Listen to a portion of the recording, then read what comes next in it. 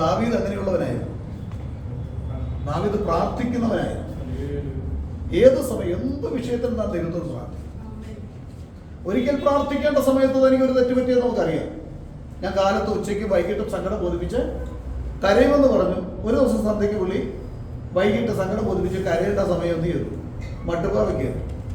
അതിൻ്റെ പണ്ഡിത പോലെ നമുക്കറിയാം. തൻ്റെ നോട്ടം മറ്റൊരു സ്ഥലത്തേക്കായി താൻ തകർന്നു പോയത് നമുക്കറിയാം. തകർന്നു പോകുക എന്ന് പറഞ്ഞാൽ താൻ ദൈവികമായിട്ടുള്ള ആ കാഴ്ചപ്പാടിൽ നിന്ന് അല്പം വീണുപോയി. അതിൻ്റെ പണ്ഡിതരുമായിട്ട് തൻ്റെ കുഞ്ഞ് മരിക്കുന്നതൊക്കെ നമുക്ക് ബൈബിളിലൂടെ കാണാനായിട്ട് കഴിയുന്നു. പിന്നീട് ജനിക്കുന്ന കുഞ്ഞ്. അപ്പോൾ ദാവീദ് പ്രാർത്ഥനക്കാരനാണ്. ദാവീദിന്റെ ജീവിതത്തിൽ ഏറ്റവും വലിയത് പ്രാർത്ഥനയാണെന്ന് നല്ല ബോധ്യമുണ്ട്. പ്രാർത്ഥിച്ചാൽ വിടുതൽ കിട്ടുമെന്ന് ദാവീദിനെ അറിയാം. ഒത്തിരി അനുഭവിച്ചറിഞ്ഞിട്ടുള്ളതാണ്. ദൈവത്തിന്റെ സ്തോത്രം. പ്രാർത്ഥിക്കേണ്ട ചില രീതികളുണ്ട്. നമുക്കെല്ലാവർക്കും അറിയാം. ദൈവമക്കളായിരിക്കുന്ന എനിക്ക് നിങ്ങൾക്കും അറിയാം പ്രാർത്ഥിക്കേണ്ടത് എങ്ങനെയാണെന്ന് അറിയാം. പ്രാർത്ഥിക്കേണ്ട രീതിയുണ്ട്. പ്രാർത്ഥിക്കേണ്ട ഒരു യോഗ്യതയുണ്ട്. ആ യോഗ്യതയിൽ നമ്മൾ ദൈവസ്ഥലിലേക്ക് കടന്നു ചെല്ലുമ്പോൾ ദൈവം നമ്മുടെ പ്രാർത്ഥന കേൾക്കാനായിട്ട് സാധിക്കും. ചിലപ്പോൾ ഉടനെ മറുപടി തരും, ചിലപ്പോൾ അല്പം താമസിച്ച് ആയിരിക്കും മറുപടി തരുന്നത്. ദൈവത്തിന്റെ പ്രവൃത്തി അങ്ങനെയൊക്കെയാണ്. ഏതായിരുന്നു ദാവീദ് ദൈവത്തിന്റെ വിടുതലിൽ പരിപൂർണമായി വിശ്വസിച്ചിരുന്ന വ്യക്തിയാണ്. വിശ്വസിക്കുക മാത്രമല്ല, താൻ അതിൽ നിന്ന് തൻ്റെ ജീവിതത്തിൽ ഒരു നല്ല കാഴ്ചപ്പാടും വിടുതലും പ്രാപിച്ചിട്ടുണ്ട്. തനിക്ക് വ്യക്തമായി അതറിയാം ദൈവത്തിൻ്റെ വിടുതൽ ഏതെല്ലാം വിധത്തിലാണ് നടക്കുന്നത്. ഞാൻ ഇന്ന് പകൽക്കാലം അല്പസമയമായിട്ട് നമ്മുടെ ആൽവിനാണ് സംസാരിക്കേണ്ടത്. അദ്ദേഹം നെടുങ്കണ്ടത്താണ്. ഇന്ന് അല്പം ദൈവജനത്തിലൂടെ ഞാൻ സംസാരിക്കാൻ ഉദ്ദേശിക്കുന്ന കാര്യം ദൈവത്തിൻ്റെ വിടുതൽ ദൂതന്മാരും വിശ്വാസികളും തമ്മിലുള്ള ദൈവത്തിൻ്റെ ചില പ്രവൃത്തികളെ കുറിച്ചാണ്. ഈ ദൂതന്മാർക്ക് ജീവിക്കുന്ന ദൈവമക്കളിൽ ഒരു സ്വാധീനമുണ്ട്. അതൊന്ന് വിശദീകരിക്കാനാണ്.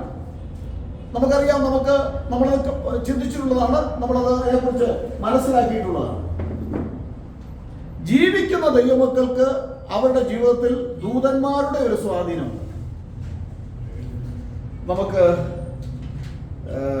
ഞാൻ പറയുന്ന വാക്യങ്ങൾ ദയവായിട്ട് നിങ്ങൾ വായിക്കണം. നമ്മൾ വേഗം ധൃതി വെച്ച് പോകണ്ട.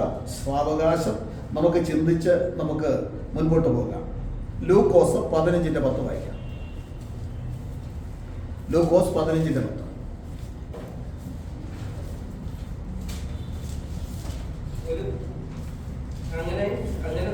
അങ്ങനെ തന്നെ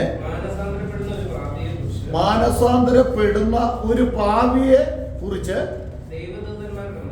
ദൈവദൂതന്മാരുടെ മധ്യേ സന്തോഷമുണ്ടാകുമെന്ന് ഞാൻ നിങ്ങളോട് പറയുന്നു. ആരെക്കുറിച്ച്? ദൈവദൂതന്മാരുടെ മധ്യത്തിൽ സന്തോഷമുണ്ടാകുന്ന ഒരു രംഗം എപ്പോഴാ? ഒരു പാപി മാനസാന്തരപ്പെടുമ്പോൾ. ഒരു പാപിയുടെ മാനസാന്തരത്തിൽ ദൈവദൂതന്മാരുടെ മധ്യത്തിൽ സന്തോഷിക്കുന്നു എന്ന് പറയുമ്പോൾ അതിന്റെ യഥാർത്ഥ അർത്ഥം സ്വർഗം സന്തോഷിക്കുന്നു.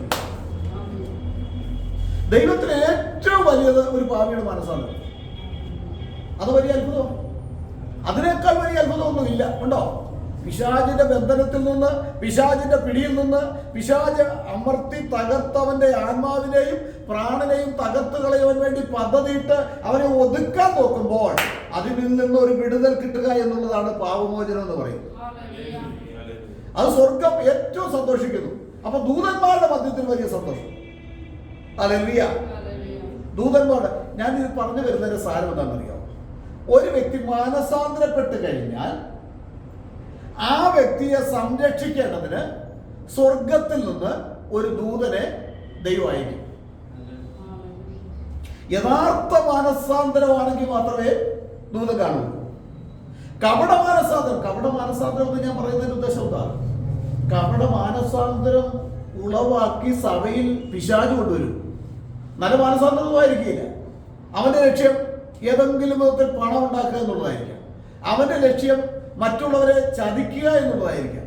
അവന്റെ ലക്ഷ്യം അവന്റെ ജഡത്തിന്റെ ഇച്ഛ നിറവേറ്റാൻ പറ്റിയ ഒരു സ്റ്റേജാണ് നിഷ്കളങ്കരായിട്ടുള്ള ജനങ്ങളല്ലേ. അതുകൊണ്ട് ഇവിടെ വന്ന് വിശ്വാസികളെ ചതിക്കാം, വഞ്ചിക്കാം. അങ്ങനെ ഒരു കപട മാനസാന്തരവും കണ്ണീരും ഭയങ്കര ഒരു കപടത കാണിച്ച് മാനസാന്തരം ഉളവാക്കും. അവരോട് കൂടെ ദൈവദൂതന്മാരുണ്ടായിരിക്കുകയില്ല. പിൽക്കാലത്ത് അവരുടെ പ്രവൃത്തിയിലൂടെ ഇത് വെളിപ്പെട്ട് വരും. ഇവരെങ്ങനെയുള്ള മാനസാന്തരമായിരുന്നു. പ്രശ്നങ്ങൾ അങ്ങോട്ട് വളരെ ശക്തമായിട്ട് കടന്നു വരുമ്പോൾ ഇവർക്ക് പിടിച്ചു നിൽക്കാനായിട്ട് പറ്റില്ല. Hallelujah, praise the Lord. അപ്പൊ യഥാർത്ഥ മാനസാന്തരപ്പെടുന്ന ഒരു വ്യക്തിയെ കുറിച്ച് ദൈവദൂതന്മാരുടെ മധ്യത്തിൽ വലിയ മാനസാന്തരം എന്ന് പറയുമ്പോൾ ഞാനും നിങ്ങളും മനസ്സിലാക്കണം, ഞാനും നിങ്ങളും യഥാർത്ഥ മാനസാന്തരത്തിന്റെ അവസ്ഥയിലാണ് ജീവിക്കുന്നതെങ്കിൽ ഒരു ദൈവത്തിന്റെ ദൂതന്റെ ഒരു ഒരു ഒരു പരിപാലനം ഉണ്ടായിരിക്കും, ദൈവം അയക്കും. ഹല്ലേലൂയ. നമുക്ക് അപ്പോസ്തല പ്രവൃത്തി 12-ന്റെ 6-ാം വാക്യം ഒന്ന് വായിച്ചേ. ഹെരോദാവ് അവനെ ജനത്തിന്റെ മുമ്പിൽ നിർത്തുവാൻ ഭാവിച്ചിട്ട് തലേ രാത്രിയിൽ ഹെരോദാവ് അവനെ ജനത്തിന്റെ മുമ്പിൽ നിർത്തുവാൻ ഭാവിച്ചതിന്റെ തലേ രാത്രിയിൽ പത്രോസ് 2 ചങ്ങലയാൽ ബന്ധിക്കപ്പെട്ടവനായി രണ്ട് പടയാളികളുടെ നടുവിൽ ഉറങ്ങുകയായിരുന്നു. വാതിലിന്റെ മുമ്പിൽ കാവൽക്കാർ കാരാഗ്രഹം കാത്തുകൊണ്ടിരുന്നു. കാരാഗ്രഹം കാത്തുകൊണ്ടിരുന്നു. പെട്ടെന്ന് കർത്താവിന്റെ ദൂതൻ പ്രത്യക്ഷനായി. പെട്ടെന്ന്, ഞാൻ പറഞ്ഞില്ല, ദൈവം യഥാർത്ഥ മാനസാന്തരമാണെങ്കിൽ ദൈവത്തിന്റെ ദൂതൻ അവിടെ ഇറങ്ങി വരുമെന്നുള്ള തെളിവാണത്. പെട്ടെന്ന് ദൈവത്തിന്റെ ദൂതൻ അവിടെ പ്രത്യക്ഷനായി. അറയിൽ ഒരു വെളിച്ചം പ്രകാശിച്ചു. അവൻ പത്രോസിന്റെ വിലാപ്പുറത്ത് തട്ടി വേഗം എഴുന്നേൽക്കുക എന്ന് പറഞ്ഞവനെ ഉണർത്തി. ഉടനെ അവന്റെ ചങ്ങല കൈമേൽ നിന്ന് വീണുപോയി. ദൈവത്തിന്റെ പ്രവൃത്തി വെളിപ്പെടുമ്പോൾ, ദൈവത്തിന്റെ ദൂതൻ വെളിപ്പെട്ട് കഴിഞ്ഞാൽ എന്താ അവിടെ സംഭവിക്കുന്നത്? നമ്മുടെ ചില ബന്ധനങ്ങളൊക്കെ വീഴും. വിശ്വസിച്ചുകൊണ്ട് പ്രാർത്ഥിച്ചാൽ മതി. മാനസാന്തരത്തിന് യോഗ്യമായിട്ടുള്ള ഫലം കായ്ച്ചാൽ മതി. നമ്മളെ ബന്ധിച്ചിരിക്കുന്ന ബന്ധനം എങ്ങനെ ഉള്ള ബന്ധനമാകട്ടെ, ചിലപ്പോൾ ആഭിചാരത്തിന്റെ ബന്ധനമായിരിക്കാം, മറ്റുള്ളവരുടെ പല കുടുക്ക് വേലയിലൂടെ നമ്മളെ തകർക്കാൻ വേണ്ടിയുള്ള പദ്ധതിയായിരിക്കാം. എന്തു തന്നെയാണെങ്കിലും എന്റെയും നിങ്ങളുടെയും കരങ്ങളിൽ നിന്ന് നമ്മളെ ബന്ധിച്ചിരിക്കുന്ന ചങ്ങല വീഴുവാൻ, അത് വീഴ്ത്തുവാൻ ശക്തിയുള്ള ഒരു ദൈവത്തിലാണ് നമ്മൾ ആശ്രയിക്കുന്നത്. ഹല്ലേലൂയ. വായിച്ചേ. ചങ്ങല അവന്റെ കൈമേൽ നിന്ന് വീണുപോയി. ദൂതൻ അവനോട് അര കെട്ടി ചെരുപ്പിട്ട് മുറുക്കുക എന്ന് പറഞ്ഞു. അവൻ അങ്ങനെ ചെയ്തു.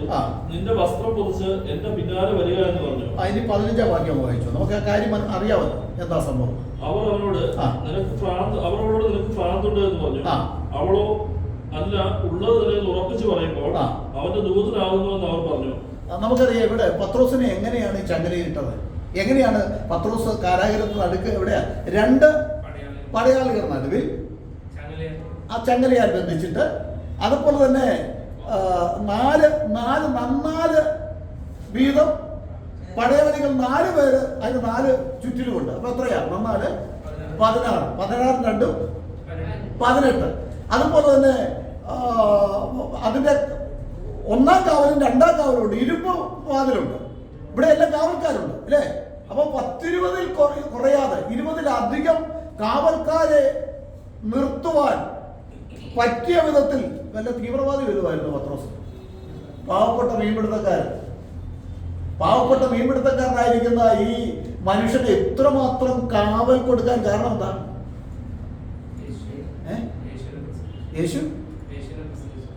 യേശുവിനെ പ്രസംഗിച്ചുകൊണ്ടാ? അല്ല, യേശുവിനെ പ്രസംഗിച്ചെന്ന് പറഞ്ഞാലും ഈ പത്രോസിന് ഒരു പടയാളി മതിയില്ലേ? കുന്തം പിടിച്ചൊരു പടയാളി നിന്നാൽ ഒറ്റ പടയാളി മതിയില്ലേ? ഇത് 10-20-25 പടയാളികള് അവരുടെ നടുവിൽ പത്രോസ് എന്താ? നമ്മളാണെങ്കിൽ എന്ത് ചെയ്യും? എന്റെ ദൈവമേ, എന്റെ ഭാര്യ ഇപ്പോൾ എവിടെ ആയിരിക്കും അല്ലേ? മക്കൾ എന്തായിരിക്കും? ഒരു സ്വസ്ഥത ഉണ്ടാവും? നമുക്ക് ഉറക്കം വരുമോ? ഇല്ല. പത്രോസ് അവിടെ എന്ത് ചെയ്യുക? ഒരു വിധത്തിൽ പറഞ്ഞ ബോധം നഷ്ടമായി ഉറങ്ങിയെന്ന അല്ലേ? ഇതറിഞ്ഞ കാരണം എന്താ? ഞാൻ സമാധാനത്തോടെ കിടന്നുറങ്ങും, യഹോവേ നീയല്ലോ എന്നെ നിർഭയം വസിക്കുമാറാക്കുന്നത്. പത്രോസ് കർത്താവിൽ ആശ്രയിക്കുന്ന പൈതലായതുകൊണ്ട് അവൻ അവിടെ ഉറക്കം കൊടുത്തു. ലോകജാതികാരെ ഉറങ്ങാൻ പറ്റിയില്ല. ഞാൻ സമാധാനത്തോടെ കിടന്നുറങ്ങുമെന്നാണ് പറഞ്ഞിരിക്കുന്നത്. അപ്പോൾ ഈ കിടന്നുറങ്ങിയ സമയത്ത് സമയം തീർന്നു. സഭ ഒരു അപേക്ഷയുമായിട്ട് പഞ്ചായത്ത് പ്രസിഡന്റ് അടുത്ത് ചെന്നു. പഞ്ചായത്ത് പ്രസിഡന്റ് പറഞ്ഞു, ഒരു കാര്യം ചെയ്യേ, നിങ്ങൾ ജില്ലാ പഞ്ചായത്തിൽ ചെല്ലണം, അവിടെ നിന്ന് പിന്നെ ജില്ലാ കളക്ടർ അടുത്ത് ചെല്ലണം, പിന്നെ പല പല രാഷ്ട്രീയ നേതാക്കന്മാരുണ്ട്, അവരുടെ അടുക്കലെല്ലാം ചെല്ലാൻ പറഞ്ഞു. അങ്ങനെയാണോ? ഇല്ല, അന്നുകൊണ്ട് ഈ സാമൂഹ്യ പ്രവർത്തകരൊക്കെ അന്നുകൊണ്ട്. ഇവിടെ ഒന്നും സഭ പോയില്ല. സഭ ഇവിടെ പോയി എന്ത് ചെയ്തു? അവർ ശ്രദ്ധയോടെ ദൈവത്തോട് പ്രാർത്ഥിച്ചു. ശ്രദ്ധയോടെ പ്രാർത്ഥിച്ചെന്നാണ്. എന്തിനു വേണ്ടിയാണ് പ്രാർത്ഥിക്കുന്നത്? നമ്മളാണെങ്കിൽ എന്തിനായിരിക്കും പ്രാർത്ഥിക്കുന്നത്? നമ്മളാണെങ്കിൽ കർത്താവെ വലിയ കഷ്ടതയായാലും നാളെ ഞങ്ങളെ ഒന്ന് പിടിക്കാൻ സാധ്യതയുണ്ട്, എങ്ങനെയെങ്കിലും കർത്താവെ ഞങ്ങളെ ഇവിടുന്ന് ഈ ദേശത്തു നിന്ന് ഒന്ന് പറഞ്ഞു വിടണം, ഞങ്ങൾക്കിവിടെ പാർക്കാനായിട്ട് പേടിയാവുന്ന കർത്താവെ, ഞങ്ങളെ എങ്ങനെങ്കിലും നീ ഇവിടെ നിന്ന് പറഞ്ഞു വിട്. ഏതെങ്കിലും ഒരു സാഹചര്യം, ഞങ്ങൾക്ക് വിദേശത്തേക്ക് ഒരു വിസ എങ്കിലും എടുക്കുക, അല്ലേ? ഇവിടെ പറ്റില്ല, ഞങ്ങൾക്ക് ഇനി മേലാൽ ആർക്കും ഇങ്ങനെ ഒരു അപകടം ഉണ്ടാകരുതേ എന്ന് പറഞ്ഞേ പ്രാർത്ഥിക്കുള്ളൂ, അല്ലേ? പക്ഷെ അവർ പ്രാർത്ഥിച്ചെന്താ? എന്തായിരുന്നു? പത്രോസിന്റെ വിടുതൽ. ഒറ്റ ചിന്തയുള്ളൂ, പത്രോസിന്റെ വിടുതലിന് വേണ്ടി അവർ ശ്രദ്ധയോടെ പ്രാർത്ഥിച്ചു. എത്ര ശ്രദ്ധയോടെ പ്രാർത്ഥിച്ചാലും അതിനകത്തും കണ്ണം തെളിച്ചിരിക്കുന്ന പ്രാർത്ഥിക്കാതിരിക്കുന്ന ചിലർ കാണും, അല്ലേ? അതിൻ്റെ ഒരു തെളിവാണ് ഇവിടെ കാണുന്നത്. നമുക്കൊരു 13 മുതൽ വായിച്ചു. 13 മുതൽ. അവൻ പടിപ്പുരവാതിൽക്കലെത്തി. ആരെത്തി? പത്രോസിനെ ദൈവം വിടുവിച്ച് ഈ ചങ്ങലകളാൽ ബന്ധിച്ചിരിക്കുന്ന ബന്ധനമൊക്കെ തന്നെ അഴിഞ്ഞ് ഇരുമ്പ് മറ തനിക്ക് വേണ്ടി സ്വതവേ തുറന്ന് തന്നെ ദൈവത്തിന്റെ താനൊരു സ്വപ്നം കാണുന്ന പോലെ അങ്ങ് പോവുക. സ്വപ്നം കാണുന്ന പോലെ പട്ടണത്തിൽ വന്നപ്പോൾ ഇത് സ്വപ്നമല്ല, ഇത് യാഥാർത്ഥ്യമാണെന്ന് മനസ്സിലായത്. അപ്പോൾ തന്റെ ഉറക്കത്തിന്റെ താൻ ഉറങ്ങിക്കാണും, നടപ്പിലും താൻ ഉറങ്ങിക്കാണും. ചിലപ്പോൾ നടന്നില്ലേ, ഭയങ്കര ഉറക്കമാണെങ്കിൽ ആരെങ്കിലും വിളിച്ച് കൊച്ചു പിള്ളേരെയൊക്കെ വിളിച്ച് ആഹാരം കഴിച്ചിട്ട് കൊച്ചു എന്ത് ചെയ്യും? നമുക്കറിയാം, നമ്മുടെ കുഞ്ഞുങ്ങളൊക്കെ പണ്ട് ഉറക്കത്തിൽ ആഹാരം കഴിച്ച എങ്ങനെയാ? ഉറക്കത്തിലാ. അതുപോലെ തന്നെ മുഖമെല്ലാം തൂത്ത് നമ്മൾ പിന്നെ കിടത്തും. അവൻ കഴിച്ചത് പറഞ്ഞില്ല, ഒന്നും പറഞ്ഞില്ല. ഇതുപോലെ പത്രോസ് എന്ത് ചെയ്യുക? ഒരുപക്ഷെ ഉറക്കത്തിലായിരിക്കാം, അത്ര നിദ്ര കൊടുത്തു ചെയ്യും. ഒന്നും വിഷമിക്കേണ്ട മോനെ, നിനക്ക് ഭാരപ്പെടാനൊന്നുമില്ല, നിന്റെ അപ്പൻ സ്വർഗത്തിലുണ്ട്. ഞാൻ ഒരു വിഷയം പറഞ്ഞു തീർന്നില്ല. പത്രോസിനെ ഇത്രയും പടയാളികളെ കൊണ്ട് കാവൽ നിർത്തിയതിന്റെ ഉദ്ദേശം എന്ന് പറഞ്ഞാൽ അത്രയും സാറിന്റെ മകനാ. പത്രോസ് തീവ്രവാദിയൊന്നുമല്ല, പിന്നെ ആരുടെ മകനാ? കല്ലറയെ ഭേദിച്ച് പടയാളികളെയൊക്കെ കുന്തം വിഴുങ്ങിയതുപോലെ പടയാളികളെ നിർത്തിക്കൊണ്ട് 3-ാം ദിവസം ഉയർത്തെഴുന്നേറ്റവന്റെ മകനാണ് പത്രോസ്. ആ പേടി കൊണ്ട് അത്രയും പേരെ കാവൽ നിർത്തിയിരിക്കുന്നു. ഹല്ലേലൂയ. അല്ലെങ്കിൽ പത്രോസ് തീവ്രവാദിയൊന്നുമല്ല എന്ന് പറഞ്ഞാൽ കർത്താവായ യേശു ക്രിസ്തുവിന്റെ കുഞ്ഞായിരുന്നു. ആ കുഞ്ഞിനെ ആൾക്കാർ പേടിക്കും. ഇന്ന് എന്തുകൊണ്ടാ പല സ്ഥലങ്ങളിൽ ക്രിസ്ത്യാനികളെ ഉപദ്രവിക്കുന്ന എന്തുവാ? എന്തെങ്കിലും തെറ്റ് ചെയ്തിട്ടാണോ? അല്ല, പേടി കൊണ്ട് ചെയ്യുന്നത്. അവര് പേടിക്കുക, നമ്മളെ ഭയമാണ്. നമ്മുടെ ദൈവമക്കളെ കൊണ്ട് അവർക്ക് ഭയമാണ്. അവരുടെ ഉള്ളിലെ ഭയം നിമിത്തമായിട്ടാണ് ഈ പട്ടി. ഏത് പട്ടിയാ കൂടുതൽ കുറയ്ക്കുന്നത്? പേടിയുള്ള പട്ടിയാ കുറയ്ക്കുന്നത്. പേടിയില്ലാത്ത പട്ടി കുറയ്ക്കുമൊന്നുമില്ല. വന്നൊരു കടി കഴിച്ചിട്ട് അവനങ്ങ് പോകും. പേടിയുള്ളവരെ കണ്ടമാനം കടന്ന് കുറയ്ക്കുന്നു. അപ്പോ പത്രോസിനെ ഇത്രയും കാവൽ 20-ലധികം പടയാളികളെ കുന്തം പിടിച്ചോണ്ട് നിർത്താനായിട്ട് കാരണമായി തീർന്നത് പത്രോസ് ആരുടെ മകനാണെന്ന്, ആർക്കു വേണ്ടി നിൽക്കുന്നവനാണെന്നുള്ള ബോധം അവിടെയുള്ള സമൂഹത്തിലുണ്ടായി, പടയാളികൾക്കുണ്ടായി. 3-ാം ദിവസം കല്ലറുകളെ പേരിച്ച് ഇമ്പീരിയൻ മുദ്ര, ഇരുമ്പ് മുദ്രയെ പൊട്ടിച്ച് 3-ാം ദിവസം പുറത്തു വന്നവന്റെ കുഞ്ഞായിരിക്കുന്നത്. ദൈവമക്കൾക്ക് വലിയ വിലയുണ്ട്, നല്ല വിലയുള്ളവരാ ദൈവമക്കൾ. ഹല്ലേലൂയ. അങ്ങനെ പത്രോസിനെ വിടുവിച്ച് പട്ടണത്തെ കൊണ്ടുപോയപ്പോൾ പത്രോസിന് മനസ്സിലായി ഇത് സ്വപ്നമല്ല. പത്രോസ് പെട്ടെന്ന് എവിടേക്കാ പോകേണ്ടത്? എവിടെ പോയി? പത്രോസിന് അറിയാം ദൈവജനം പ്രാർത്ഥിക്കുന്ന ഒരു സ്ഥലമുണ്ട്. ഓടിത്താൻ പ്രാർത്ഥനാ സ്ഥലത്തേക്ക്. അവിടെ ചെന്നപ്പോൾ തകർത്തടിച്ച് പ്രാർത്ഥനയാണ്. എന്താ അവന്റെ പ്രാർത്ഥനയുടെ വിഷയം? പത്രോസിന് വിടുതൽ കിട്ടും. പത്രോസിനെ വിടുവിക്കാൻ വേണ്ടി പത്രോസിന്റെ പ്രാർത്ഥനയാണ്. അപ്പോഴും ഇതിനിടയ്ക്ക് പ്രാർത്ഥിക്കാത്ത ചിലരുണ്ട്. അവരെ നോക്കി ഇവരെ നോക്കി അങ്ങോട്ട് നോക്കിയൊക്കെ ഇരിക്കുന്നത്.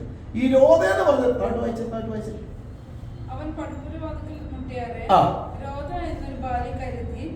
രോധ എന്ന് പറയുന്ന ഒരു യൗവനക്കാരി എന്തോ ആരോ വിളിക്കുന്ന കേട്ടു. ഇവിടെ പ്രാർത്ഥന നടക്കുക. എന്നിടയ്ക്കും വേറെ ആരെങ്കിലും വളപ്പം പേടിച്ചാണോ ഇതൊന്നും എനിക്ക് അറിയത്തില്ല കേട്ടോ. ആരെങ്കിലും വന്ന് പിടിക്കാൻ, ഇനി പത്രോസിനെ പിടിച്ച പാർട്ടികളൊക്കെ വന്നാലോ എന്നുള്ള ചിന്തയിലാണോ എന്നൊന്നും അറിയത്തില്ല. ഇവിടെ അതൊക്കെയാലും എന്ത് ചെയ്തു? അടുത്ത് വന്നു. പത്രോസിന്റെ പത്രോസിന്റെ ശബ്ദം തിരിച്ചറിഞ്ഞു. പത്രോസിന്റെ ശബ്ദം തിരിച്ചറിഞ്ഞു. സന്തോഷത്താൽ പടിവാതിൽ തുറക്കാതെ തുറന്ന് പത്രോസിനെ അകത്തോട്ട് കയറ്റിയില്ല. അകത്ത് പെട്ടെന്ന് ഈ സന്തോഷം കാരണം ആരെ അറിയിക്കണം? ഇവിടെ കഷ്ടപ്പെട്ട് പ്രാർത്ഥിക്കുന്ന ജനവാ അല്ലേ? കരഞ്ഞ് പ്രാർത്ഥിക്കുക, വിശ്വാസത്തോടെ പ്രാർത്ഥിക്കുക. ആ ജനത്തോട് എന്ന് പറയാനായിട്ട് ഓടി കഥ തുറന്നു കൊടുക്കാതെ മറ്റൊന്നും ചിന്തിച്ചില്ല. പത്രോസിനെ ആരെങ്കിലും പുറകെ വന്ന് പിടിച്ചാലോ എന്നൊന്നും ചിന്തിച്ചില്ല. ഓടി വന്ന് എന്താ പറഞ്ഞത്? വായിച്ച്. സന്തോഷത്താൽ പടിവാതിൽ തുറക്കാതെ അകത്തേക്ക് ഓടി പത്രോസ് പടിപ്പുരവാതിൽക്കൽ നിൽക്കുന്നുവെന്ന് അറിയിച്ചു. പത്രോസ് പടിപ്പുരവാതിൽക്കൽ നിൽക്കുന്നുവെന്ന് അറിയിച്ചു. അവർ അവളോട് നിനക്ക് ഭ്രാന്തുണ്ട് എന്ന് പറഞ്ഞു. നിനക്ക് ഭ്രാന്തുണ്ടെന്ന്. അപ്പൊ എന്താ പ്രാർത്ഥിച്ചുകൊണ്ടിരുന്നത്? വിടുവിക്കുന്ന ഒരു ദൈവത്തോടല്ലേ ഇവര് പ്രാർത്ഥിച്ചത്? വിടുവിച്ച് കൊണ്ടുവരുന്നുള്ള വിശ്വാസം ഇല്ലായിരുന്നു. നിനക്ക് ഭ്രാന്തുണ്ടോ വെച്ചാ? നീ ഇവിടെ മര്യാദയ്ക്ക് വന്നിരുന്ന് പ്രാർത്ഥിക്കാൻ. നീ അവിടെ ഇവിടെയൊക്കെ നോക്കി നടന്നുകൊണ്ടല്ലേ ഈ ആവശ്യമില്ലാത്തത് കണ്ടത്? അപ്പൊ നമ്മുടെ വിശ്വാസം പലപ്പോഴും ഇങ്ങനെയാ അല്ലേ? നമ്മുടെ വിശ്വാസം പലപ്പോഴും ഇങ്ങനെ പ്രാർത്ഥിക്കുന്നുണ്ടെങ്കിലും പണ്ടൊരു അമ്മച്ചി പ്രാർത്ഥിച്ചതുപോലെ അമ്മച്ചി ഇപ്പം തൻ്റെ മകളുടെ വീട്ടിലേക്ക് വേണമെങ്കിൽ ഒരു മല കയറി പോകണം. അന്ന് വലിയ റോഡുകളൊന്നുമില്ല, പഴയ കാലത്താണ്. അങ്ങനെ ബൈബിളിൽ ഒരു വാക്യം വന്ന ഭാഷ പ്രസംഗിച്ചു. എന്താ? നീ പ്രാർത്ഥിച്ചുകൊണ്ട് ഈ മലയോട് നീങ്ങിപ്പോകാൻ പറഞ്ഞാൽ അത് നീങ്ങിപ്പോകുന്നു. അമ്മച്ചി 3 ദിവസം ഉപവാസം എടുത്തു. 3 ദിവസം റൂമിൽ ഉപവസിച്ചിട്ട് മല നീങ്ങാൻ വേണ്ടി ഉപവസിച്ചു. അതിനുശേഷം 3-ാമത്തെ ദിവസം ഇറങ്ങി വന്ന് മല നീങ്ങാൻ വേണ്ടി നോക്കിയപ്പോൾ എന്താ? മല അവിടെ തന്നെയുണ്ട്. അല്ലേലും അങ്ങനെ തന്നെ സംഭവം. അങ്ങനെ അല്ലേലും ഞാനത് അതുവരെയാണ് വിശ്വസിച്ചത്. മല നീങ്ങുകയായിരുന്നു. അപ്പൊ നമ്മൾ പ്രാർത്ഥിക്കുന്ന വിഷയത്തിൽ നമുക്ക് എന്തുണ്ടാകണം? ഒരു വലിയ വിശ്വാസം ഉണ്ടായാൽ വിശ്വാസത്തെ തകർത്ത് കളയുവാൻ, വിശ്വാസത്തെ ഇല്ലായ്മ ചെയ്യുവാൻ, വിശ്വാസത്തെ ഇടിച്ചു തകർക്കുവാൻ ഇവിടെ ഒരു സാത്താനിക ശക്തിക്കും കഴിയില്ല എന്ന് വിശുദ്ധ ബൈബിൾ നമ്മെ പഠിപ്പിക്കുകയാണ്. അതിനുവേണ്ടിയാണ് നമ്മൾ നിൽക്കുന്നത്. യഥാർത്ഥ വിശ്വാസ ജീവിതം നമ്മുടെ ഉള്ളിൽ നിന്ന് വെളിപ്പെട്ട് വരണം. Hallelujah, hallelujah. Praise the Lord. അപ്പോ രോദയോട് പറഞ്ഞു, കൊച്ചേ അത് നിനക്ക് ഭ്രാന്തുണ്ട്, അതൊന്നും അല്ല. ഉടനെ അവളെന്താ പറഞ്ഞത്? പറഞ്ഞു വായിച്ചു. ഇത് ഞാൻ കള്ളമല്ല പറയുന്നത്, ഉള്ളത് തന്നെയാണെന്ന് പറയുന്നത്. പിന്നെ അങ്ങനെ തറപ്പിച്ച് പറഞ്ഞപ്പോ ഇവർക്ക് ആകപ്പാടെ ഒരു ഇതായി. അങ്ങനെ ഇവിടെ പറയണമെങ്കിൽ എന്താ? പറഞ്ഞു വായിച്ചു. അവന്റെ ദൂതനാകുന്നു എന്ന് അപ്പൊ ഇതിൽ നമുക്ക് എന്താ മനസ്സിലാക്കാൻ കഴിയുന്നത്? പത്രോസ് മാനസാന്തരപ്പെട്ട അന്ന് അവനെ സംരക്ഷണം ചെയ്യുവാൻ ദൈവം തന്റെ ദൂതനെ അയച്ചു. അവനെ കാലവും തന്റെ കൂടെ ഉണ്ടാകുമെന്ന് വിശ്വാസം യഹൂദന്മാരുടെ ഇടയിൽ ഉണ്ടായിരുന്നു. നമുക്ക് ഉണ്ടെന്നേ. പലപ്പോഴും നമുക്ക് കാണാൻ പറ്റാത്തത് ഞാൻ അനുഭവിച്ചിട്ടുണ്ട് കേട്ടോ. ഞാൻ അനുഭവിച്ചിട്ടുണ്ട്. ഒരു ദിവസം മുഴക്കാൽ മടക്കി പ്രാർത്ഥിച്ച് ഞാൻ നിങ്ങളോട് പറഞ്ഞിട്ടുണ്ട്. ഒരു മാനസിക പ്രയാസമുള്ള ഒരു വ്യക്തിക്ക് വേണ്ടി പ്രാർത്ഥിക്കുക. ഞാൻ വ്യക്തിയുടെ പേര് പറയുന്നില്ല, നിങ്ങളോട് പറഞ്ഞിട്ടുള്ളതാണ്. ഞാനും ഉണ്ട്, എൻ്റെ ഭാര്യയുണ്ട്. ഒരു ഇതുകൊണ്ട് ഭയങ്കര പ്രശ്നമുണ്ടാക്കി. അലറുക, എന്നെ വിടൂ എന്ന് പറഞ്ഞുകൊണ്ട് കിടന്ന് അലറി. റൂമിൽ ഞാനും ഉണ്ട്, ഭാര്യയുണ്ട്, ഈ പെൺകുട്ടിയുണ്ട്. പുതുതായിട്ട് ചെന്ന സ്ഥലമാണ്. ആൾക്കാർക്ക് എന്ത് തോന്നുന്നു? ഒരു പെൺകുട്ടി പുതിയതായിട്ട് ഒരു പാർശ്വ വന്ന് താമസിക്കുന്നുണ്ട്. ഇടക്കൊച്ചി വെച്ച് നടന്നതാണ്. പാർശ്വ വന്ന് താമസിക്കുന്നുണ്ട്. ഒരു എന്നെ വിടുമെന്ന് പറഞ്ഞൊരു പെണ്ണ് കിടന്ന് കരയുന്നുമുണ്ട്.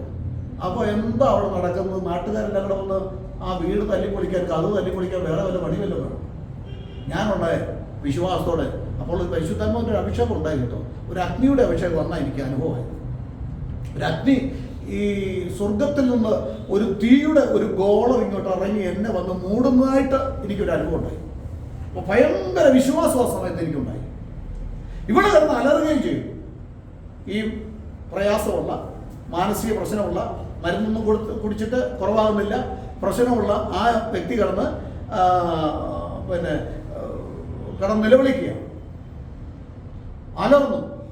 ഉടൻ തന്നെ പെട്ടെന്ന് ഞാൻ പറഞ്ഞു, ഞാനുണ്ട കഥവ് തുറന്നു കേട്ടോ. തുറന്നിട്ട് ഞാൻ പറഞ്ഞു, നിനക്ക് ധൈര്യം ഉണ്ടെങ്കിൽ പോകും, എൻ്റെ ദൈവം തൻ്റെ ദൂതനെ ആ വാതിലിൻ്റെ അവിടെ കാവൽ നിർത്തിയിട്ടുണ്ട്, നിനക്ക് ധൈര്യം ഉണ്ടെങ്കിൽ പോയിക്കോളാൻ പറഞ്ഞു. ഇറങ്ങിപ്പോയിക്കോളാൻ പറഞ്ഞു. നോക്കണം ആ സ്വർഗീയ അഗ്നിയാവുള്ള അഭിഷേകത്തിന്റെ ശക്തി. ഇവിടെ പെട്ടെന്ന് കഥകിന്റെ അങ്ങോട്ട് ഓടിയതിനു ശേഷം ഒരു അലർച്ചയോട് ഇങ്ങോട്ട് വന്ന്, അത് കാണുമ്പോൾ അറിയാം ഇവള് കണ്ടു, ദൂതനെ കണ്ടു. ദൈവം ദൂതനെ അയച്ചിട്ടുണ്ട്, നമുക്ക് കാണാൻ പറ്റുന്നില്ല. അവള് കണ്ട് അലർച്ചയോടെ, അയ്യോ അതിനേക്കാൾ വലിയ അലർച്ചയോടെ അവിടെ വന്ന് വീണു. അന്ന് അവർക്ക് ദൈവം സൗഖ്യം കൊടുത്തു. അവളുള്ള ഭൂതം വിട്ടുപോയി. ഹല്ലേലൂയ. ഞാനത് പറഞ്ഞിട്ടുണ്ട്, ആളുടെ പേര് പറഞ്ഞിട്ടുണ്ട്. അതുകൊണ്ടാണ് ഞാൻ കൂടുതൽ വിശദീകരിക്കാത്തത്. ഞാൻ പലയിടത്തും പ്രസംഗിച്ചിട്ടുള്ളത്. ഇപ്പോൾ ദൈവദൂതനെ കുറിച്ച് ഉള്ള ഒരു വിഷയം പറഞ്ഞപ്പോൾ ഞാനത് എടുത്ത് പറഞ്ഞെന്നുള്ളൂ. ആ സന്ദർഭത്തിൽ എൻ്റെ ഭാര്യയ്ക്ക് ഒരു സംഭവം ഉണ്ടായി. ഇതൊക്കെ ലൈവ് പോകുന്നതായതുകൊണ്ട് പരസ്യമാക്കുന്നതിൽ നമുക്ക് ലജ്ജിക്കേണ്ട കാര്യമൊന്നുമില്ല. ദൈവത്തിൻ്റെ പ്രവൃത്തിയുടെ ഒരു ശക്തി എന്താ, ഞാനിങ്ങനെ പ്രാർത്ഥിച്ചേകരമായി കർത്താവിനെ സ്തുതിച്ച് ആരാധിച്ചുകൊണ്ട് നിൽക്കുകയാണ്. ആരാധിച്ചുകൊണ്ടിരുന്നപ്പോഴാണ് ഈ സ്വർഗീയ അഗ്നിയുടെ ഒരു അഭിഷേകം എന്നിലേക്ക് ഇറങ്ങി വരുന്ന ഒരു അനുഭവം ഉണ്ടായത്. ഈ അനുഭവം എന്നിലേക്ക് കടന്നു വന്നു കഴിഞ്ഞപ്പോൾ ഇവിടെ ഈ സംഭവം ഉണ്ടായി. അവൾ പെട്ടെന്ന് വീണു. ആ സംഭവം അതിനിടയ്ക്ക് ദൂതൻ അവിടെ നിൽക്കുന്നു എന്ന് പറഞ്ഞപ്പോൾ ഇവള് പെട്ടെന്ന് അങ്ങോട്ട് നോക്കി, അങ്ങോട്ട് ചെന്നിട്ട് പെട്ടെന്ന് ഇങ്ങോട്ട് തിരിച്ചു കൊടുക്കുകയാണ്. അലറിക്കൊണ്ട് എന്തോ ഒരു വലിയ ഭീകരമായിട്ട് എന്തോ കണ്ട ഇത് ഭയപ്പെട്ട് ഓടുകയാണ്. അവിടെ നെടുമ്പാട് വീഴുകയാണ്. അവൾ കമഴ്ന്നാ വീണത് കേട്ടോ. ബൈബിളിൽ നമ്മൾ ശ്രദ്ധിച്ച് വായിച്ച ഒരു കാര്യം കൂടെ നമുക്ക് മനസ്സിലാക്കാം. ദൈവം സഭയ്ക്ക്, കർത്താവ് സഭയ്ക്ക് കൊടുക്കുമ്പോൾ തൊടുമ്പോൾ എന്ത് ചെയ്യുക? അവര് എല്ലാവരും കമഴ്ന്ന് വീഴുവെന്ന്, മലർന്ന് വീഴുവെന്ന്. ഇന്ന് ചിലരൊക്കെ തൊട്ട് കഴിയുമ്പോൾ എങ്ങോട്ടാണ് വീഴുന്നത്? മലർന്ന് വീഴുക. ഇതെവിടെ നിന്നാണെന്ന് എനിക്കറിയത്തില്ല കേട്ടോ. അങ്ങനെ ഞാൻ കണ്ടിട്ടില്ല. ബൈബിളിൽ നിങ്ങൾ വായിച്ചു നോക്കൂ. ദൈവത്തിന്റെ പ്രവൃത്തി വെളിപ്പെടുമ്പോൾ അവൾ എന്താ? കമഴ്ന്ന് വീഴുകയും. ഇവളങ്ങനെ കമഴ്ന്ന് വീഴും. എൻ്റെ ജീവിതത്തിൽ അനുഭവം ഉണ്ടായത് 2 പ്രാവശ്യം അങ്ങനെ ഒരു അനുഭവം ഉണ്ടായിട്ടുണ്ട്. അവർ കമഴ്ന്നാണ്. പരിശുദ്ധാത്മാവ് ശക്തമായിട്ട് ഇടപെട്ട് കഴിഞ്ഞാൽ, കപടതയുമായിട്ട് വന്നു കഴിഞ്ഞാൽ അത് മലന്ന് വീഴുള്ളൂ. മലന്ന് ഓടുള്ളൂ, ഇങ്ങനെ മലന്ന് വീഴും. അല്ലാത്തതെല്ലാം കമഴ്ന്ന് വീഴും. അപ്പോൾ എൻ്റെ വൈഫ് ചിന്തിച്ചു, എനിക്കിങ്ങനെ വൈഫ് കത്തോലിക്ക ബാക്ക്ഗ്രൗണ്ടിൽ നിന്ന് വന്നതായതുകൊണ്ട് ഈ പരിശുദ്ധാത്മാവിൻ്റെ പ്രവർത്തനത്തെ കുറിച്ചൊന്നും നല്ല അറിവില്ല. വചനം ശരിയാണ്, വിഗ്രഹാരാധന തെറ്റാണ്, പാരമ്പര്യ മതത്തിൽ നിന്നാണ് നമുക്ക് സ്വർഗം കിട്ടുകയില്ല എന്നുള്ള കാര്യങ്ങളൊക്കെ മനസ്സിലാക്കി വന്നു. കല്യാണമൊക്കെ കഴിച്ചു. ഇത് കണ്ടിട്ടുണ്ടോ എന്ന് എനിക്കറിയത്തില്ല. പെട്ടെന്ന് ഞാൻ ഇങ്ങനെ ആരാധിച്ചുകൊണ്ട് നിൽക്കുക. ഇങ്ങനെ നിൽക്കുന്ന അവസരത്തിൽ എനിക്ക് ഭ്രാന്ത് വന്നതാണെന്നുള്ള ചിന്ത. ഞാൻ ശബ്ദത്തിൽ ആരാധിക്കുന്നുണ്ടോ? ശബ്ദത്തിൽ ആരാധിക്കുന്നത് എനിക്ക് ഭ്രാന്ത് വന്നതാണെന്നുള്ള ഉദ്ദേശിച്ച് പെട്ടെന്ന് എന്ത് ചെയ്തു, ഇവള് എൻ്റെ കൈക്ക് വന്ന് ഇങ്ങനെ വന്ന് തൊട്ടിട്ട് പെട്ടെന്ന് എന്നെ ആരോ തൊട്ടതുപോലെ എനിക്ക് തോന്നി. ഞാൻ കണ്ണു തുറച്ച് നോക്കുമ്പോൾ ഇവര് മറിഞ്ഞു വീണ് കിടക്കുക. മറിഞ്ഞു വീണ് കിടന്ന് ഇങ്ങനെ എഴുന്നേറ്റിരുന്ന് കൈ ഇങ്ങനെ നോക്കുക. ഞാൻ ചോദിച്ചു, എന്ത് പറ്റി? നിനക്ക് എന്ത് പറ്റി?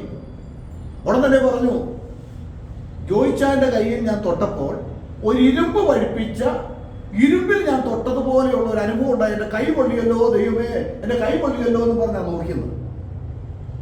അപ്പൊ പരിശുദ്ധാത്മാവിന്റെ ഈ അഭിഷേകം നമ്മളിൽ വന്നു കഴിയുമ്പോൾ, നമ്മൾ യഥാർത്ഥ മാനസാന്തരത്തിന്റെ അവസ്ഥയിലാണെങ്കിൽ നമുക്ക് ആ ചൂട് അനുഭവം ഇല്ല. ഒരു രോഗിയുടെ തലയിൽ ചെന്ന് കൈവയ്ക്കുകയോ രോഗി നമ്മളെ തൊടുകയോ ചെയ്താൽ അവിടെ വിടുതലുണ്ടാകും. ഹല്ലേലൂയ. അത് അത്ഭുതകരമായിട്ട് നടക്കും. ഈ അനുഭവം എന്റെ കണ്ണുകൊണ്ട് കണ്ടതാണ്, ഞാൻ അനുഭവിച്ചതാണ്. ദൈവത്തിന് സ്തോത്രം. ഞാൻ പിന്നെ എഴുന്നേറ്റ് പ്രാർത്ഥിച്ചു. ഈ സന്ദർഭത്തിൽ ഒരു തൊമ്മൻ എന്ന് പറയുന്ന ഒരു വ്യക്തി അവിടെ ഉണ്ട്. പുള്ളി ഇങ്ങനെ എന്തോ കപടതയായിട്ടിരിക്കുക. ഞാൻ അവിടെ ചെന്ന് തലയ്ക്ക് വെച്ചോ പുള്ളി മറിഞ്ഞു വീണിട്ട് തലയും കുത്തി പിന്നെ മറിഞ്ഞു പോവുക. അവിടെ ഭയങ്കര സംഭവം, ഒരു വലിയ അത്ഭുതങ്ങൾ നടന്നു കേട്ടോ. ചിലരൊക്കെ ജനലിനടുത്തൂടെ പേടിച്ചു നോക്കുക. ഞാനന്ന് ഏതാണ്ട് കുറച്ച് ദിവസം ഉപവാസമായിട്ട് ഇരിക്കുന്ന അവസരത്തിൽ ഈ ഉപവാസത്തോടു കൂടി ഞാൻ വിറവ് വിട്ടു. ആശ്വാസം കഞ്ഞി കൊടുക്കണമല്ലോ. വിറവ് വിട്ടു. എനിക്കൊരു ക്ഷീണം ഉണ്ടായില്ല. നോക്കണം, ദൈവം ഒരു ശക്തി തന്നു കഴിഞ്ഞാൽ അത് ശക്തിയാണ്. ഞാൻ അനുഭവിച്ചറിഞ്ഞതാണ്. ദൈവദൂതന്റെ അത്ഭുതകരമായിട്ടുള്ള ദൈവദൂതന്റെ സന്ദർശനം ഞാൻ അനുഭവിച്ചിട്ടുണ്ട്. അപ്പൊ ഒരു വ്യക്തി മാനസാന്തരത്തിന്റെ അവസ്ഥയിലാണെങ്കിൽ നിങ്ങൾ വിശ്വസിച്ചു കൊള്ളുക, നിങ്ങളെ സഹായിപ്പാൻ ദൈവം തന്നെ ദൂതനോട് കൽപ്പിക്കും. ദൈവത്തിന് സ്തോത്രം. അതുകൊണ്ടാണ് ഇവർക്ക് ആ വിശ്വാസം ഉള്ളതുകൊണ്ടാണ് പറഞ്ഞത്, ലോകേ അല്ലെ പെൺകുട്ടിയോട് പറഞ്ഞത് അവന്റെ ദൂതനാണ്, അവന്റെ ദൂതൻ. ഹല്ലേലൂയ. നമുക്ക് മത്തായിയുടെ സുവിശേഷം 18:10 കൂടെ വായിച്ചു. മത്തായി 18:10.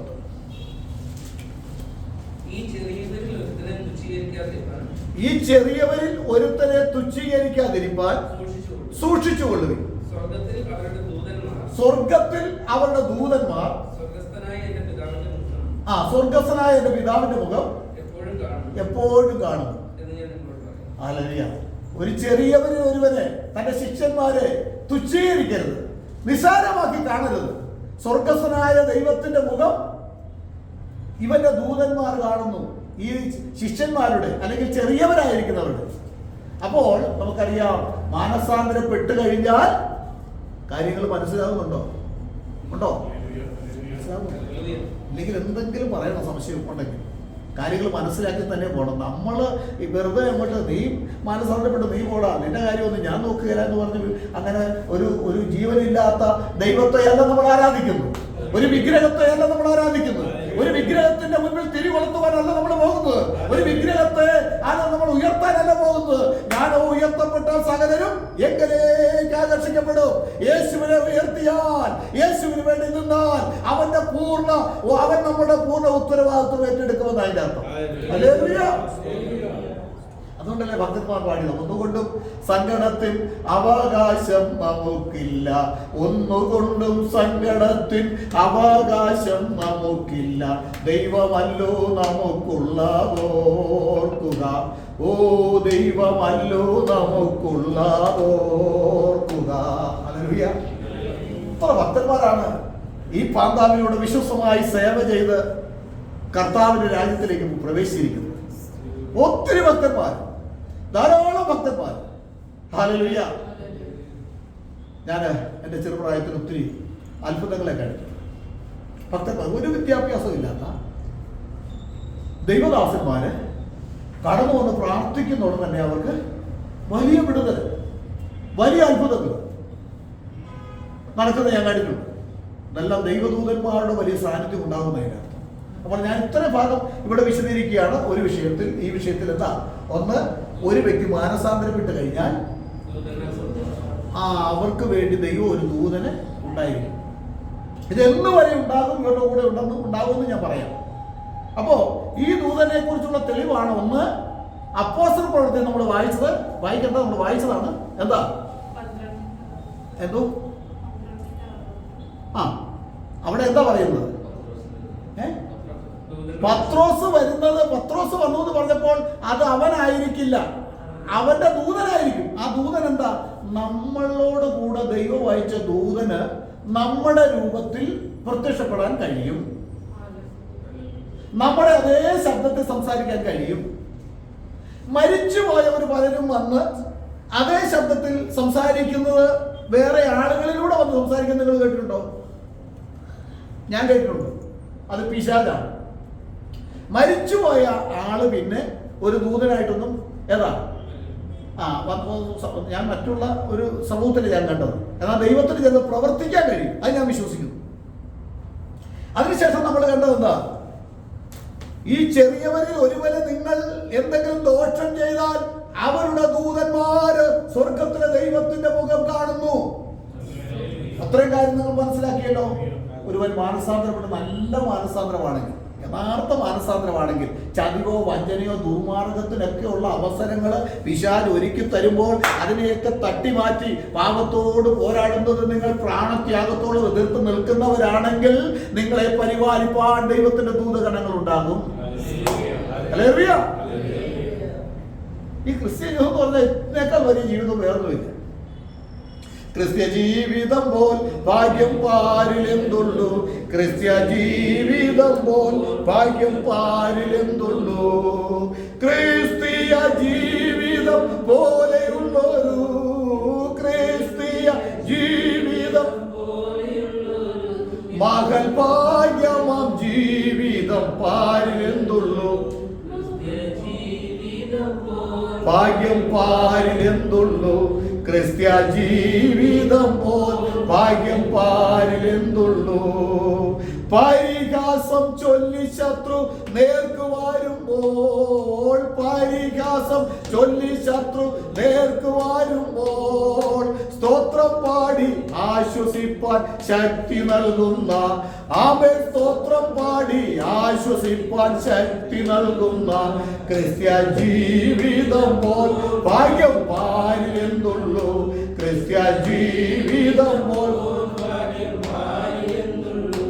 ആമേൻ. കൂട്ടുകാരിൽ പാരമായിട്ട് എന്നെ പോറ്റുന്ന, കൂട്ടുകാരിൽ പാരമായിട്ട് എന്നെ പോറ്റുന്ന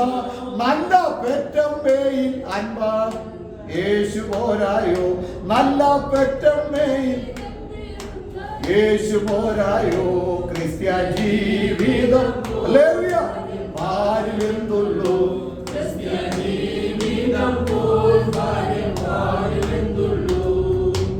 കൂട്ടുകാരിൽ പരമായിട്ട് എന്നെ പോറ്റുന്ന നല്ല പെറ്റമ്മയിൽ അൻപേർന്ന യേശു പോലെയോ പരിഹാസം ചൊല്ലി ശത്രു നേർക്ക് വരുമ്പോൾ സ്തോത്രം പാടി ആശ്വസിക്കാൻ ശക്തി നൽകുന്നു. അങ്ങനെയാണോ? അങ്ങനെയൊക്കെയാണോ? ആരെങ്കിലും ഭർത്താവ് എന്തെങ്കിലും പറയുമ്പോൾ, ഭാര്യ എന്തെങ്കിലും പറയുമ്പോൾ, മറ്റുള്ളവർ എന്തെങ്കിലും പറയുമ്പോൾ സ്തോത്രം പറയുന്ന എത്ര ദൈവങ്ങൾ ഇവിടെ ഉണ്ടെന്ന് ഞാൻ ചോദിക്കുന്നില്ല, വെറുതെ എന്തിനാ അല്ലേ? ദൈവത്തിന് സ്തോത്രം. ഹല്ലേലൂയ. ഹല്ലേലൂയ. ക്രിസ്ത്യ ജീവിതം അതാണ്. ഹല്ലേലൂയ. ഒരുവൻ പരിഹസിച്ചുകൊണ്ട് നമ്മുടെ മുൻപിൽ കടന്നു വരുമ്പോൾ യേശുവേ നിനക്ക് സ്തോത്രം എന്ന് പറയുന്ന ആ വ്യക്തിയാണ് ഒരു ക്രിസ്ത്യാനി. ഹല്ലേലൂയ. സന്തോഷത്തോടെ. ഈ സന്തോഷിക്കുന്നതിന്റെ കാരണം എന്താ? നമ്മൾ ഈ പിശാച് ഇത്ര പ്രശ്നമൊക്കെ ഉണ്ടാക്കി നമ്മുടെ ദ്രോഹം ചെയ്ത് നമുക്കിട്ട് പാര വെക്കുമ്പോൾ നമ്മൾ കൂടുതൽ സന്തോഷിക്കുന്നതിന്റെ കാരണം എന്താ? എന്തോ അതാണ് അതിന്റെ യഥാർത്ഥ കാരണം. അതാ നിങ്ങളെ കുറിച്ച് എല്ലാ തിന്മയും ശത്രു നിങ്ങളെ കുറിച്ച് എല്ലാ തിന്മയും കളവായി പറയുമ്പോൾ സ്വർഗത്തിൽ നിങ്ങളുടെ പ്രതിഫലം വലുതാകൊണ്ട് നിങ്ങൾ സന്തോഷിച്ച് ഉല്ലസിപ്പീൻ. ആരെങ്കിലും ഉണ്ടോ ഒരു ശത്രു ഇങ്ങോട്ട് വലിയ വീട്ടിൽ റൂമിനകത്ത് ഒറ്റയ്ക്കാണെങ്കിലും ഇങ്ങനെ സന്തോഷിച്ച് തുള്ളിച്ചാടുന്ന ആരെങ്കിലും ഉണ്ടോ? അങ്ങനെ ചാടണമെന്നാ പറയുന്നത്. ആരും അറിയണ്ട, വീട്ടിൽ ഭാര്യ അറിയണ്ട, മക്കളും അറിയണ്ട. നമുക്കിട്ട് ആരെങ്കിലും പാല വെച്ചതിന്റെ പേര് കർത്താവേ സ്തോത്രം എന്ന് പറഞ്ഞ് തുള്ളിച്ചാടിക്ക് ഒരു കുഴപ്പമൊന്നുമില്ല. ആരുമില്ലല്ലോ റൂമിൽ. ഹല്ലേലൂയ. അങ്ങനെ പറയുന്നത്. ഹല്ലേലൂയ. നിങ്ങൾ ശത്രു നിങ്ങളെ കുറിച്ച് എല്ലാ തിന്മ കളവായിട്ട് ഒരു തിന്മ എടുത്തിട്ട് അത് കളവായിട്ട് നിങ്ങളാണ് ചെയ്തതെന്ന് പറഞ്ഞു കഴിഞ്ഞാൽ നിങ്ങൾ എന്ത് ചെയ്യണം? ഉല്ലസിച്ച സ്വർഗീയ ദൈവത്തിന് മഹത്വം കൊടുത്തോണം. കാരണം സ്വർഗത്തിൽ നിങ്ങളുടെ പ്രതിഫലം വേണ്ടി വന്നാൽ എൻ്റെ അഭിപ്രായത്തിൽ ഇവനൊരു നല്ല മുട്ടായും മേടിച്ചു കൊടുത്താൽ മരിച്ചു എന്താ നീ കാരണം ഇന്നലെ സ്വർഗത്തിൽ എന്താ ഞങ്ങളുടെ പ്രതിഫലത്തിൽ വരുമ്പോൾ വലിപ്പം കൂടി ഇച്ചിരി പതുങ്ങിയൊക്കെ ഇരിക്കുകയായിരുന്നു, അതിപ്പോൾ വലുതായി തീർന്നതാണ് നീ കാരണമാണ്. എന്നാൽ ഒരു മുട്ടായി കഴിച്ചു, അല്ലെങ്കിൽ ചായ കുടിക്കണോ, അവിടെ പൊറോട്ട ഇറച്ചി മേടിച്ചു തരാം അല്ലേ? ഇതൊക്കെയാണ് ചെയ്യേണ്ടത്. ഹല്ലേലൂയ. സ്വർഗത്തിൽ പ്രതിഫലം വലുതാണ്. അതുകൊണ്ട് ഭാര്യ ഭർത്തൃ ജീവിതത്തിൽ ആരും പിണങ്ങണ്ട. നമുക്കറിയാമല്ലോ ഈ പെട്ടെന്നുള്ള ഈ ഏറ്റുമുട്ടല്, ഈ ക്ഷോഭത്തിലൊക്കെ എന്തെങ്കിലുമൊക്കെ അങ്ങോട്ടും ഇങ്ങോട്ടും ഒക്കെ പറയും അല്ലേ? പലരും പറയും. പണ്ടാരോ ഒരാൾ പറഞ്ഞു, ഞാൻ എൻ്റെ ഭാര്യയോടൊന്ന് കല്യാണത്തിൻ്റെ സമയത്തൊന്ന് പറഞ്ഞതാണ്, എൻ്റെ ഭാര്യയായി സ്വീകരിക്കുന്നു. പിന്നെ അവളോട് ഞാൻ എടുത്തൊരു വാക്ക് പറഞ്ഞിട്ടില്ല. അവളൊന്ന് നിർത്തിയിട്ട് വേണ്ട എനിക്ക് അങ്ങോട്ട് പറയാമെന്ന്. പല കുടുംബങ്ങളിൽ അങ്ങനെയൊക്കെ ഉണ്ടാകും. ദൈവത്തിന് അവളൊന്ന് പറഞ്ഞ് നിർത്തിയിട്ട് വേണമെന്ന് എനിക്ക് അങ്ങോട്ട് എന്തൊക്കെ പറയാൻ, അതവൾ സമ്മതിക്കുകയില്ല. പിന്നെ ഞാനിങ്ങനെ പോവുക. ഏതായാലും ദൈവത്തിൽ നമ്മുടെ വിഷയം അതല്ലല്ലോ. ദൈവദൂതന്മാരുടെ ഒരു പരിപാലനത്തിലാണ് ദൈവം നമ്മളെ സംരക്ഷിച്ചുകൊണ്ടിരിക്കുന്നത് അല്ലേ? എന്നിട്ടും അപ്പോസ്തലന്മാർക്കൊക്കെ വലിയ ഉപദ്രവങ്ങളൊക്കെ നേരിട്ടില്ലേ അല്ലേ? അത് ദൈവത്തിൻ്റെ ചില പദ്ധതിയാണ്. അപ്പോസ്തലന്മാർക്ക് അപകടങ്ങൾ ഉണ്ടായിട്ടില്ലേ? ഉണ്ട്. അപ്പോസ്തലന്മാരെയൊക്കെ അടിച്ചു തകർത്ത് യോഹന്നാൻ ഒഴികെ ബാക്കിയുള്ളവർക്കെല്ലാം വലിയ ദുരന്തങ്ങളാണ് ഉണ്ടായിട്ടുണ്ട്. ഈ ലോകപ്രകാരം ചിന്തിക്കുമ്പോൾ ദുരന്തങ്ങളാണ് ഉണ്ടായിട്ടുണ്ട്. ഈ ദൈവദൂതന്മാരൊക്കെ എവിടെയായിരുന്നു? ദൈവം ചില അവനവരനുഭവിക്കേണ്ട കഷ്ടതകളെ വെച്ചിട്ടുണ്ട്. ഇറങ്ങി ഇങ്ങോട്ട് വന്നു കഴിഞ്ഞാൽ മരിക്കുന്നത് വരെ പൂർണ്ണ സുഖമാണ്, ഭൂമിയിൽ മാത്രമുള്ള ജീവിതം, പട്ടുപത്ത വിരിച്ചുള്ള ഇത് ആണെന്നല്ല അതിൻ്റെ അർത്ഥം. ആണോ? എങ്കിലും ഏത് സാഹചര്യത്തിലും കഷ്ടതയുടെ നടുവിലും അവരിറങ്ങി വരും. ചന്ദ്രക്ക് വേശക്ക് അഭേന്ദ്രമോ കഷ്ടതയുടെ നടുവിൽ തീയുടെ ആ നടുവിൽ ചെന്നപ്പോൾ അവിടേക്ക് ഇറങ്ങി വന്നവനായ കർത്താവ് കഷ്ടത വരുമ്പോൾ നമ്മുടെ അടുക്കലുണ്ട്. നമ്മളെ ഒറ്റയ്ക്കിടുകയല്ല, അവൻ നമ്മുടെ കൂടെയുണ്ട്. അവന്റെ ദൂതൻ നമ്മളോട് കൂടെയുണ്ട്. അത് നമ്മൾ മറന്നുപോയി. ഹല്ലേലൂയ. ഞാൻ രണ്ടാമത്തെ വിഷയം ഞാൻ പറയാൻ താല്പര്യപ്പെടുന്നത് ഒരു വാക്യം വായിച്ച്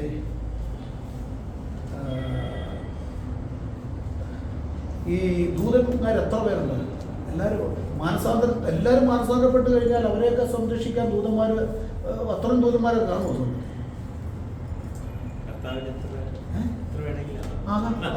അതാണ് അതിന് ശരി. നമുക്ക് 68:17 സങ്കീർത്തനം 68:17 എന്ന് വായിച്ചു.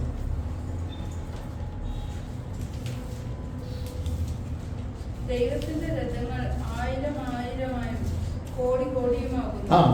കർത്താവ് അവരുടെ ഇടയിൽ സീനായിൽ വിശുദ്ധ മന്ദിരത്തിൽ തന്നെ. ദൈവത്തിന്റെ രഥങ്ങൾ എന്ന് പറഞ്ഞാൽ അവരുടെ ദൂതന്മാരുടെ ഒരു സംഘത്തെയാണ് അവർ സൂചിപ്പിക്കുന്നത് കേട്ടോ. കോടി കോടി അങ്ങനെയുള്ള ഒരു സംഘമുണ്ട്. പിന്നെ ദൈവത്തിന്റെ രഥങ്ങൾ ആയിരമായിരം കോടി കോടിയുമാകുന്നു. കർത്താവ് അവരുടെ ഇടയിൽ സീനായിൽ വിശുദ്ധ മന്ദിരത്തിൽ തന്നെ. നീ ഉയരത്തിലേക്ക് മതി. ഇനി ദാനിയേൽ വായിച്ചാൽ മതി. വായിച്ച് അങ്ങ് വിടുന്നേ ഉള്ളൂ ഈ ഭാഗം. ദാനിയേൽ 7:10 കിടന്ന് വായിച്ചു.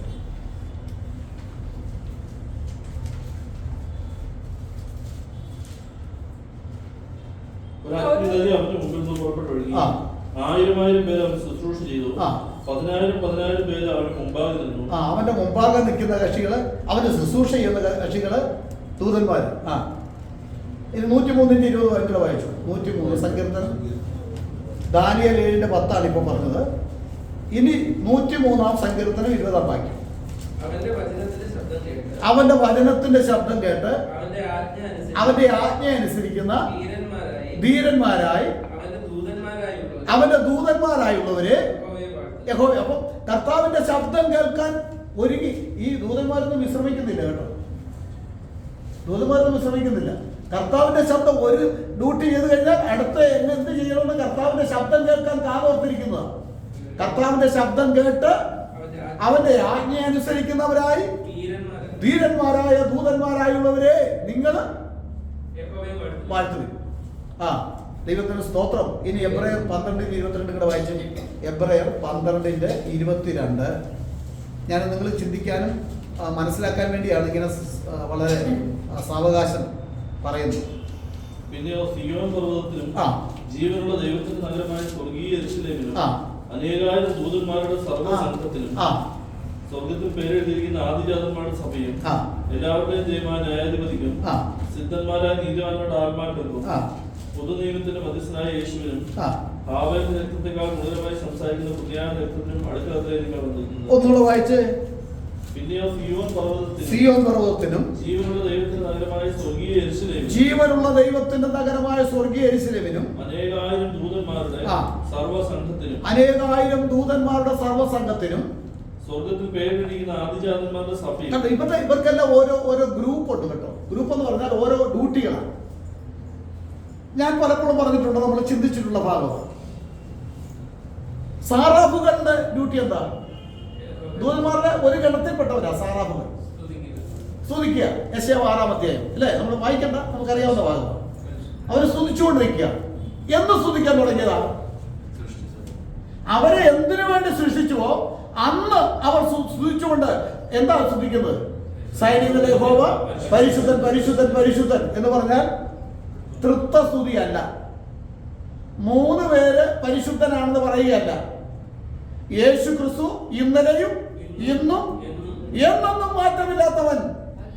ഹല്ലേലൂയ. അപ്പൊ സ്തുതിക്കാൻ യോഗ്യനായവനാണ്. അവനെ ഇന്നലെ സ്തുതിച്ച അവനെ തന്നെ എന്ന് സ്തുതിക്കുന്നത്, അവനെ തന്നെ നാളെയും സ്തുതിക്കും. ഇരുന്നവനും ഇരിക്കുന്നവനും വരുന്നവനും 3 പേരല്ല, ഒരുവനാണ്. യോഹന്നാൻ 3:10 വായിക്കണ്ട, നമുക്കറിയാവുന്ന വാക്യമാണ്. 3:13 വായിക്കുമ്പോൾ അവിടെ കാണുവാൻ സ്വർഗത്തിൽ ഇരിക്കുന്നവനായി സ്വർഗത്തിൽ ഇറങ്ങി വന്നവനായ മനുഷ്യപുത്രൻ. അപ്പം സ്വർഗത്തിൽ ഇരിക്കുമ്പോൾ തന്നെ അവൻ ഇറങ്ങി വരാൻ കഴിയും. അപ്പോൾ തന്നെ കയറി പോകുന്നത് കാണാനും കഴിയും. സ്വർഗത്തിൽ നിന്ന് ഇറങ്ങി വരുമ്പോൾ സ്വർഗം ഒരിക്കലും കാര്യമല്ല. അവിടെ തന്നെ ഉണ്ട്. അവിടെ തന്നെ അവനുണ്ട്. അവിടെ ഇരിക്കുമ്പോൾ തന്നെ അവൻ ഇറങ്ങി വരാൻ കഴിയുന്നവനാ. അവിടെ ഇരിക്കുമ്പോൾ തന്നെ അവന് കയറി പോകാൻ കഴിയും. ഇങ്ങനെയുള്ളവരെ ആരാധിക്കുകയാണ്. തൃത്വസ്തുതിയല്ല, പിതാവിന്റെ സ്തുതി, പുത്രന്റെ സ്തുതി, പരിശുദ്ധാത്മാവിന്റെ സ്തുതിയല്ല യെശയ്യാപ്രവചനം പറയുന്നത്.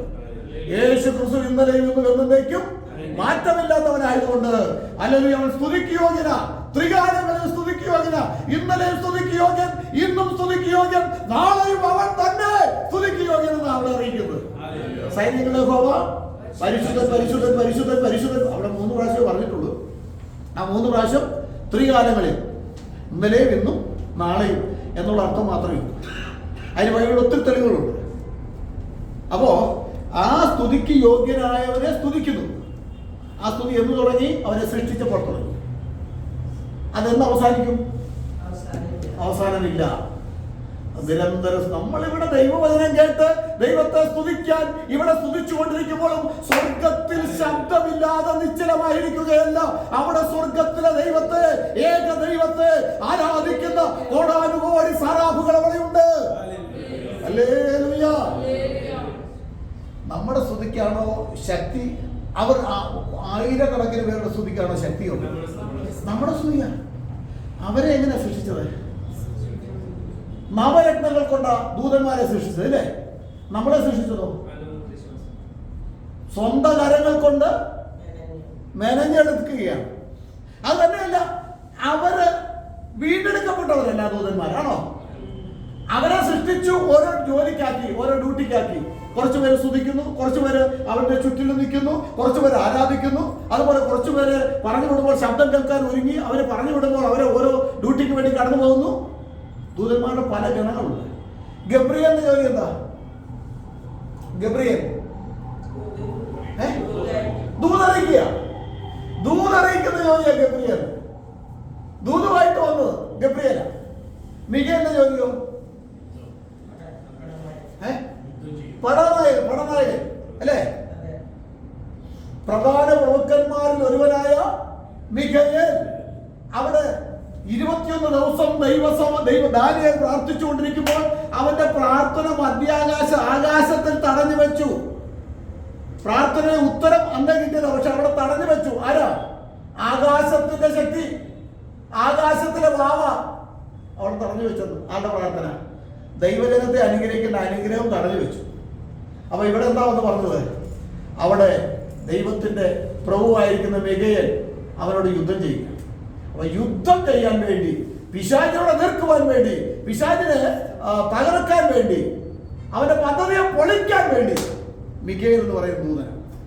Hallelujah, hallelujah. ഒരു വലിയ, നമ്മൾ ആത്മാർത്ഥമായിട്ട് പ്രാർത്ഥിക്കുമ്പോഴേ ഒരു വലിയ സന്നാഹം അവിടെ തയ്യാറായി നിൽക്കുക. നമ്മൾ ഏത് വിഷയത്തിന് വേണ്ടി പ്രാർത്ഥിക്കുന്നുവോ ആ വിഷയത്തിന്മേൽ ഒരു വലിയ ജാഗ്രതയോടെ, നമ്മൾ ജാഗ്രതയോടെ പ്രാർത്ഥിക്കുമ്പോൾ, വളരെ ജാഗ്രതയോടെ ദൈവത്തിന്റെ കൽപ്പന കേൾക്കുവാൻ ആകാംക്ഷയോടെ കാത്തു നിൽക്കുന്ന ദൂതന്മാരെ അവിടെ കാണാൻ കഴിയും. ഒരു പാവി മാനസാന്തരപ്പെടുന്ന അന്ന് തുടങ്ങി ദൂതന്മാരുടെ വലിയ കാവൽ തന്റെ ജനത്തിന് ചുറ്റുമുണ്ട്. ഹല്ലേലൂയ, ദൈവത്തിന് സ്തോത്രം. ഹല്ലേലൂയ. ഉൽപ്പത്തി 32-ന്റെ 1-2 വാക്യം ഒന്ന് വായിച്ചു. ഉൽപ്പത്തി പുസ്തകം 32-ന്റെ 1-2. യാക്കോബ് തന്റെ വഴിക്ക് പോയി ദൈവത്തിന്റെ ദൂതന്മാർ അവന്റെ എതിരെ വന്നു. യാക്കോബ് അവരെ കണ്ടപ്പോൾ ഇത് ദൈവത്തിന്റെ സേന എന്ന് പറഞ്ഞു. ദൈവത്തിന്റെ ദൂതന്മാരെ യാക്കോബ് കണ്ടപ്പോൾ ദൈവത്തിന്റെ സേന എന്ന് പറഞ്ഞു. കണ്ടോ? ദൈവത്തിന്റെ പരിപാലനം നമ്മൾ അറിയാതെ, നമ്മുടെ നഗ്ന നേത്രങ്ങൾക്ക് കാണുവാൻ കഴിയാത്ത വിധത്തിൽ ദൈവത്തിന്റെ അദൃശ്യമേറിയ സേനകൾ നമ്മോട് കൂടെ ഉണ്ട് എന്നുള്ള വസ്തുത നമ്മൾ മറന്നു പോകരുത്. നിന്റെ കാല് കല്ലിത്തട്ടി പോകാതെ വണ്ണം അവർ നിന്റെ കൈകളിൽ വഹിച്ചുകൊള്ളും. ഹല്ലേലൂയ. പിശാചന് തകർന്നു പോകുവാൻ വേണ്ടി അവൻ തള്ളി, എങ്കിലും ദൈവമേ നീ എന്നെ താങ്ങുകയാൽ ഞാൻ എഴുന്നേറ്റിരിക്കുന്നു, ഞാൻ നിവർന്നു നിൽക്കുന്നു. ഹല്ലേലൂയ. ഈ ദൂതന്മാരുടെ ശക്തി എത്രയാ? മൂന്നാമത്തെ കാര്യമാണ് ദൂതന്മാരുടെ ശക്തി. ഒരു ദൂതന് എത്ര ശക്തിയുണ്ട്? ഒന്ന് വായിച്ചു. 2 രാജാക്കന്മാർ 19:38.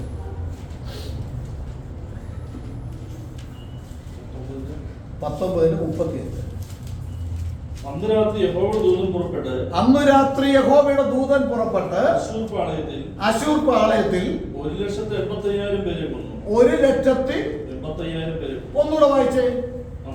അന്ന് രാത്രി യഹോവയുടെ ദൂതൻ പുറപ്പെട്ടു. യഹോവയുടെ ദൂതന്മാരാണോ? ദൂതൻ. അപ്പൊ ഒരുവനാ. ദൂതൻ പുറപ്പെട്ട് അശൂർ പാളയത്തിൽ, ശത്രുവിന്റെ പാളയത്തിൽ 1,85,000 പേരെ കൊന്നു. 1,85,000 പേരെ ഏറ്റുമുട്ടാൻ ദൈവത്തിന്റെ ഒരു ദൂതന്റെ ആവശ്യമുണ്ട്. എന്താ വാക്യമാണ്? വാക്യം 2 രാജാക്കന്മാര് 19:35. നമ്മളൊന്ന് മനസ്സിലാക്കണം കേട്ടോ. നമ്മൾ നിസ്സാരന്മാരല്ലെന്ന്, ദൈവങ്ങൾ. മറ്റുള്ളവരൊക്കെ കണ്ടില്ല, സ്വതന്ത്രക്കാര്, പ്രാർത്ഥനക്കാര്, തട്ടിപ്പുകാര്, വെട്ടിപ്പുകാരെന്നൊക്കെ പറയും. അതെല്ലാം ഇതിനിടയ്ക്ക് ഉണ്ട് കേട്ടോ, എല്ലാവരെയും ഉദ്ദേശമല്ല. അപ്പോൾ നമ്മൾ ആരാണെന്നുള്ള ബോധ്യം നമുക്കുണ്ടാകും അല്ലേ? നമ്മളെ എന്തിനു വേണ്ടിയാണ് ദൈവം വിളിച്ചിരിക്കുന്നുള്ള ബോധ്യം ഉണ്ടാകും. ആ ലക്ഷ്യത്തോടെ നടന്നാൽ ദൈവം നമ്മുടെ ഇടയിൽ അത്ഭുതങ്ങളെ പ്രവർത്തിക്കും. നമുക്ക് ലജ്ജിക്കേണ്ടി വരില്ല, അവൻ നമ്മളെ തല താഴ്ത്തേണ്ടി വരില്ല, ആരുടെ മുമ്പിൽ കുനിഞ്ഞു നിൽക്കേണ്ടി വരില്ല. അവൻ അപ്പോൾ 1,85,000 പേര് ചില നിമിഷങ്ങൾ കൊണ്ട് രാത്രി തകർത്ത് കളയാനായിട്ട് ശത്രുവിന്റെ പദ്ധതി തകർക്കാൻ ഒറ്റ ദൂതൻ ആവശ്യമുള്ളൂ. അപ്പൊ കോടാനുകൂടി ദൂതന്മാരുണ്ടെങ്കിൽ എന്ത് സാധിക്കും? അപ്പൊ ഒരു ദൂതന്റെ ശക്തി, ഇത്രയും ശക്തിയുള്ള, അത് നമ്മൾ ചിന്തിക്കുന്നതല്ല, നമ്മൾ ചിന്തിച്ചിട്ടുള്ള ഭാഗമാണ്. ഒരു ദൂതന്റെ ശക്തി 1,85,000 പേരെ അവന്റെ പദ്ധതി പൊളിച്ചെഴുതാനായിട്ട് ഒരു ദൂതൻ മതി. യേശു ക്രിസ്തുവിന്റെ ക്രൂശീകരണ സമയത്ത് കുറച്ച് പടയാളികൾ കുന്തം പിടിച്ചോണ്ട് വന്നു അല്ലേ? പടയാളികൾ തീപ്പെട്ടി പന്തങ്ങളും ഒക്കെ ആയിട്ട് അവിടെ കടന്നു വന്നപ്പോൾ നിങ്ങൾ ആരെ തിരയുന്നു എന്ന് ചോദിച്ചു. അവിടെ എന്താ പറഞ്ഞത്? നസറേനായ യേശുവിനെ ഞാനാകുന്നു എന്ന് പറഞ്ഞു. ഞാനാകുന്നു എന്നുള്ള ശബ്ദത്തിന് മുൻപാകെ ഒരൊറ്റ പടയാളി അവിടെ നിന്നില്ല, എല്ലാം ബോധം കെട്ട് താഴെ. അപ്പൊ യേശുവിന് വേണമെങ്കിൽ ഓടി രക്ഷപ്പെടാം അല്ലേ? യേശു ഓടി രക്ഷപ്പെട്ടോ? ഇല്ല. അവൻ ഓടി രക്ഷപ്പെടാൻ വന്നവനല്ല, നമ്മുടെ പാപത്തെ ഏറ്റെടുത്ത് നമ്മുടെ ദൈവമക്കളാക്കി തീർക്കുവാൻ, സ്വർഗരാജ്യത്ത് നമ്മളെ കൊണ്ടെത്തിക്കുവാൻ, ആ ഏദൻ പർദീസയിൽ അടഞ്ഞ വാതിൽ നമുക്ക് വേണ്ടി തുറന്നു തരുവാൻ അവൻ സ്വർഗത്തിൽ നിന്ന് ഈ മണ്ണിലേക്ക് വന്നവനാണ്. ഹല്ലേലൂയ, ദൈവത്തിന് സ്തോത്രം. ഹല്ലേലൂയ, ദൈവത്തിന് സ്തോത്രം.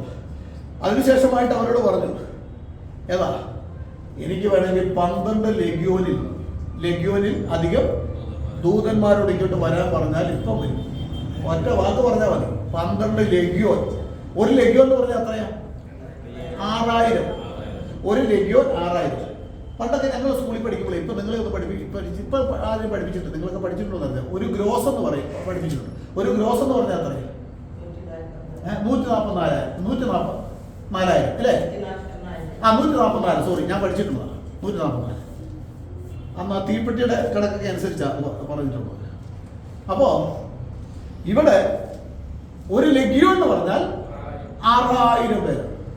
പണ്ട് നമുക്ക് അറിയാം, ഈ ഒരു ലെഗ്യോൻ പിന്നെ ഭൂതങ്ങള് ഒരുവനിൽ ഉണ്ടായിരുന്നു അല്ലേ? അവന്റെ ആ ഭൂതം വിട്ടുപോയപ്പം ആ 6000 ഭൂതം എന്താ പറഞ്ഞത്? പന്നികളെ അടുക്കലാണെങ്കിൽ ഞങ്ങളെ അടുത്ത് വായിക്കണം, ആരെങ്കിലും ഇല്ലാതെ ഞങ്ങൾക്ക് പറ്റിയില്ല, ജീവിക്കാൻ പറ്റിയില്ല. അങ്ങനെ പന്നികളോടുകൂടെ പറഞ്ഞു വിട്ടു. എത്ര പേരെയാണ്? 6000 ഭൂതങ്ങളെ. എത്ര പന്നികളുണ്ടായിരുന്നു? 2000 പന്നികളുണ്ടായിരുന്നു. അപ്പൊ ഒരു പന്നിക്ക് എത്ര ഭൂതം വെച്ച് കയറും? 3000. തൃത്വം. ഒരു പന്നിയിൽ 3. ഒരു പന്നിക്ക് 3 എണ്ണം വീതം കിട്ടും. ഈ 3 എണ്ണം ഇരിക്കുന്നവരൊക്കെ എന്താണെന്ന് നമ്മൾ മനസ്സിലാക്കണം. ദൈവത്തിന് സ്തോത്രം. കാര്യങ്ങള് മനസ്സിലാക്കേണ്ട വിധത്തിൽ മനസ്സിലാക്കി മാനസാന്തരത്തിന് യോഗ്യമായിട്ട് ഫലം കായ്ക്കുമ്പോൾ ദൈവത്തിന്റെ വലിയ പ്രവൃത്തി നമ്മുടെ മധ്യത്തിൽ വെളിപ്പെടുവാൻ ഇടയായി തീരും. അവന്റെ ശക്തി ഇറങ്ങി വരും, അവന്റെ അഗ്നി ഇറങ്ങി വരും, അവന്റെ ശക്തി വെളിപ്പെട്ട് വരും. അവന്റെ ശക്തി വെളിപ്പെട്ട് വന്നാൽ എല്ലാ രോഗബന്ധനങ്ങളെയും പൈശാചിക ശക്തികളെയും കർത്താവ് ശാസിക്കും, ആ ദൈവത്തിന്റെ ഹിതപ്രകാരം. ഹല്ലേലൂയ. അപ്പൊ ഇവിടെ 12 ലെഗ്യോൻ ഭൂതം എന്ന് പറഞ്ഞാൽ എത്രയാണ്? 12 72,000 ദൂതന്മാരെ ഞാൻ ഇപ്പം വിളിച്ച അവിടെ വരുമെന്ന് പറഞ്ഞു. സത്യത്തിൽ യേശുവിനെ പിടിക്കാൻ എത്ര പടയാളികൾ വന്നു കാണുന്നത്? ഒരു 100 150 പേര്, അല്ലെ വേണ്ട 500 വെച്ചു. 500 പേര് 1000 വെച്ചു. ഇനി 10,000 പടയാളികൾ യേശുവിനെ പിടിക്കാൻ വന്നാലും എത്ര ദൂതൻ മതി? ഒറ്റ ദൂതന്റെ ആവശ്യമില്ല. ഒറ്റ ദൂതന്റെ ഒരു അടിവെള്ളമൊന്നും ദൂതനുണ്ടോ എന്ന് ചോദിച്ചാൽ കേട്ടോ, നമുക്കൊന്ന് മനസ്സിലാകാൻ വേണ്ടി ഒരു ആലങ്കാരിക ഭാഷയിൽ ഞാൻ പറയുക. ഒരു ദൂതന്റെ ഒരു അടിവെള്ളം ഇങ്ങനെ തൊട്ടിയാൽ മതി, 10,000 പേര് തകർന്നു പോകും. അവര് തകർത്ത് കളയാം. അങ്ങനെയെങ്കിൽ 70,000 ദൂതന്മാരെ ഞാനിപ്പോൾ ഇങ്ങോട്ട് വിളിച്ചാൽ വരും എന്ന് യേശു പറഞ്ഞെങ്കിൽ യേശു എന്തെങ്കിലും വിഡിത്തം പറഞ്ഞതാണ്? അല്ല. കാൽവരി ക്രൂശിൽ യേശുവിന്റെ മരണം കണ്ട് പല്ലിച്ച് നിൽക്കാൻ യേശുവിനെ പരിഹസിക്കാനായിട്ട് കോടാനുകോടി ശപിക്കപ്പെട്ട പിശാചുകളാകുന്ന ദൂതന്മാര്, ശപിക്കപ്പെട്ട ദൂതന്മാരാകുന്ന പിശാചുകൾ കോടാനുകോടികൾ ഇറങ്ങിയിരിക്കുന്ന കാഴ്ച അതിന് ചുറ്റും മനുഷ്യൻ നോക്കിയാൽ 5, 8, 10, 100, 150 പടയാളികളെ കാണുന്നത് പോലെയല്ല യേശു കണ്ടത്. ഈ പടയാളികളെയല്ല, അതിൻ്റെ അപ്പുറത്ത് യേശുവിനെ തകർത്തു കളയുന്ന കാഴ്ച കാണാൻ പല്ലിളിച്ചു നിൽക്കുന്ന ദൂതന്മാരെ കണ്ടുകൊണ്ടാ പറയുന്നത്. ഹല്ലേലൂയ. ഞാൻ വേണമെങ്കിൽ 70,000 പേര് ഇവിടെ. അപ്പോൾ എത്ര ചിന്തിച്ചു നോക്കി, ഒരു ദൂതന് 1,80,000 പേരെ തകർക്കാൻ ഒരു ദൂതൻ മതിയെങ്കിൽ 70,000 ദൂതൻ വന്നാൽ എത്ര കോടാനുകോടി പിശാചിന്റെ ഗണമാ യേശുവിന്റെ കാൽവരി ക്രൂശിന്റെ തകർച്ച കാണാനായിട്ട് പല്ലിളിച്ച് വന്നത്. ഹല്ലേലൂയ.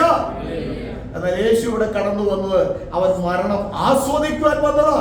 അവൻ വേഷത്തിൽ മനുഷ്യനായി തീർന്നു. ഏതാ? ദൈവമായിരുന്നവൻ, ആത്മാവായ ഏക ദൈവം തന്നെ വേഷത്തിൽ മനുഷ്യനായി വിളങ്ങി മനുഷ്യവർഗത്തിന്റെ പാപത്തിന് എന്നേക്കും പരിഹാരം വരുത്തുവാൻ കടന്നു വരുമ്പോൾ ആത്മീയ സ്വർഗം അവിടെ ഇറങ്ങി വരുവാനായിട്ട് ഇടയായിത്തീരും. പക്ഷേ കർത്താവ് പറയുകയാണ്, എന്താ, അവരെയൊക്കെ ഇങ്ങോട്ട് വിളിച്ചു വരുത്താൻ എനിക്ക് സാധിക്കും. ഹല്ലേലൂയ. കർത്താവ് അത് ചെയ്തില്ല. അപ്പോൾ ഒരു ദൂതന് ശക്തി മനസ്സിലാക്കാൻ വേണ്ടി എത്ര ഞാൻ വിശദീകരിക്കുന്നത്. ഒന്നുണ്ടോ ചില വാക്യങ്ങൾ വായിച്ചു അതിനോട് ചേർന്ന്. മത്തായി 4:11 വായിച്ചേ. മത്തായി 4:11 ഇതിങ്ങനെ വായിച്ചു വിടുന്നത് നമുക്കൊന്ന് വീട്ടിൽ ചെന്ന് നിങ്ങൾക്ക് വായിച്ചു നോക്കാൻ.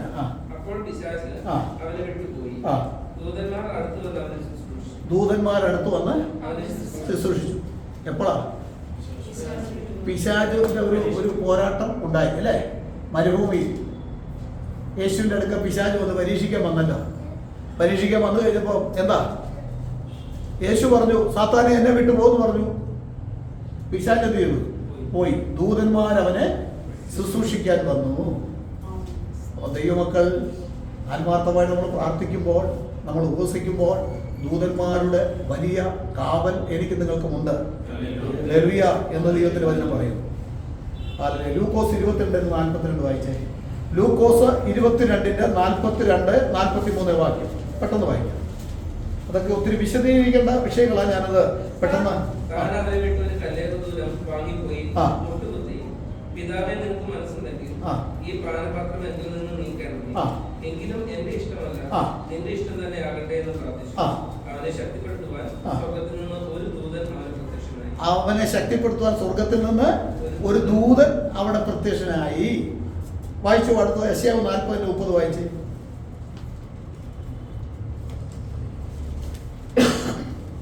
യെശയ്യാവ് 40:30. ബാല്യക്കാർ ക്ഷീണിച്ചു തളർന്നു പോകും, യൗവനക്കാരും ഇടറി വീഴും. എങ്കിലും യഹോവയെ കാത്തിരിക്കുന്നവർ ശക്തിയെ പുതുക്കും. അവർ കഴുകിനെ പോലെ ചിറകടിച്ചും കയറും. അവർ തളർന്നു പോകാതെ ഓടുകയും ക്ഷീണിച്ചു പോകാതെ നടക്കുകയും ചെയ്യും. ബാല്യക്കാർ ക്ഷീണിച്ചു പോകും.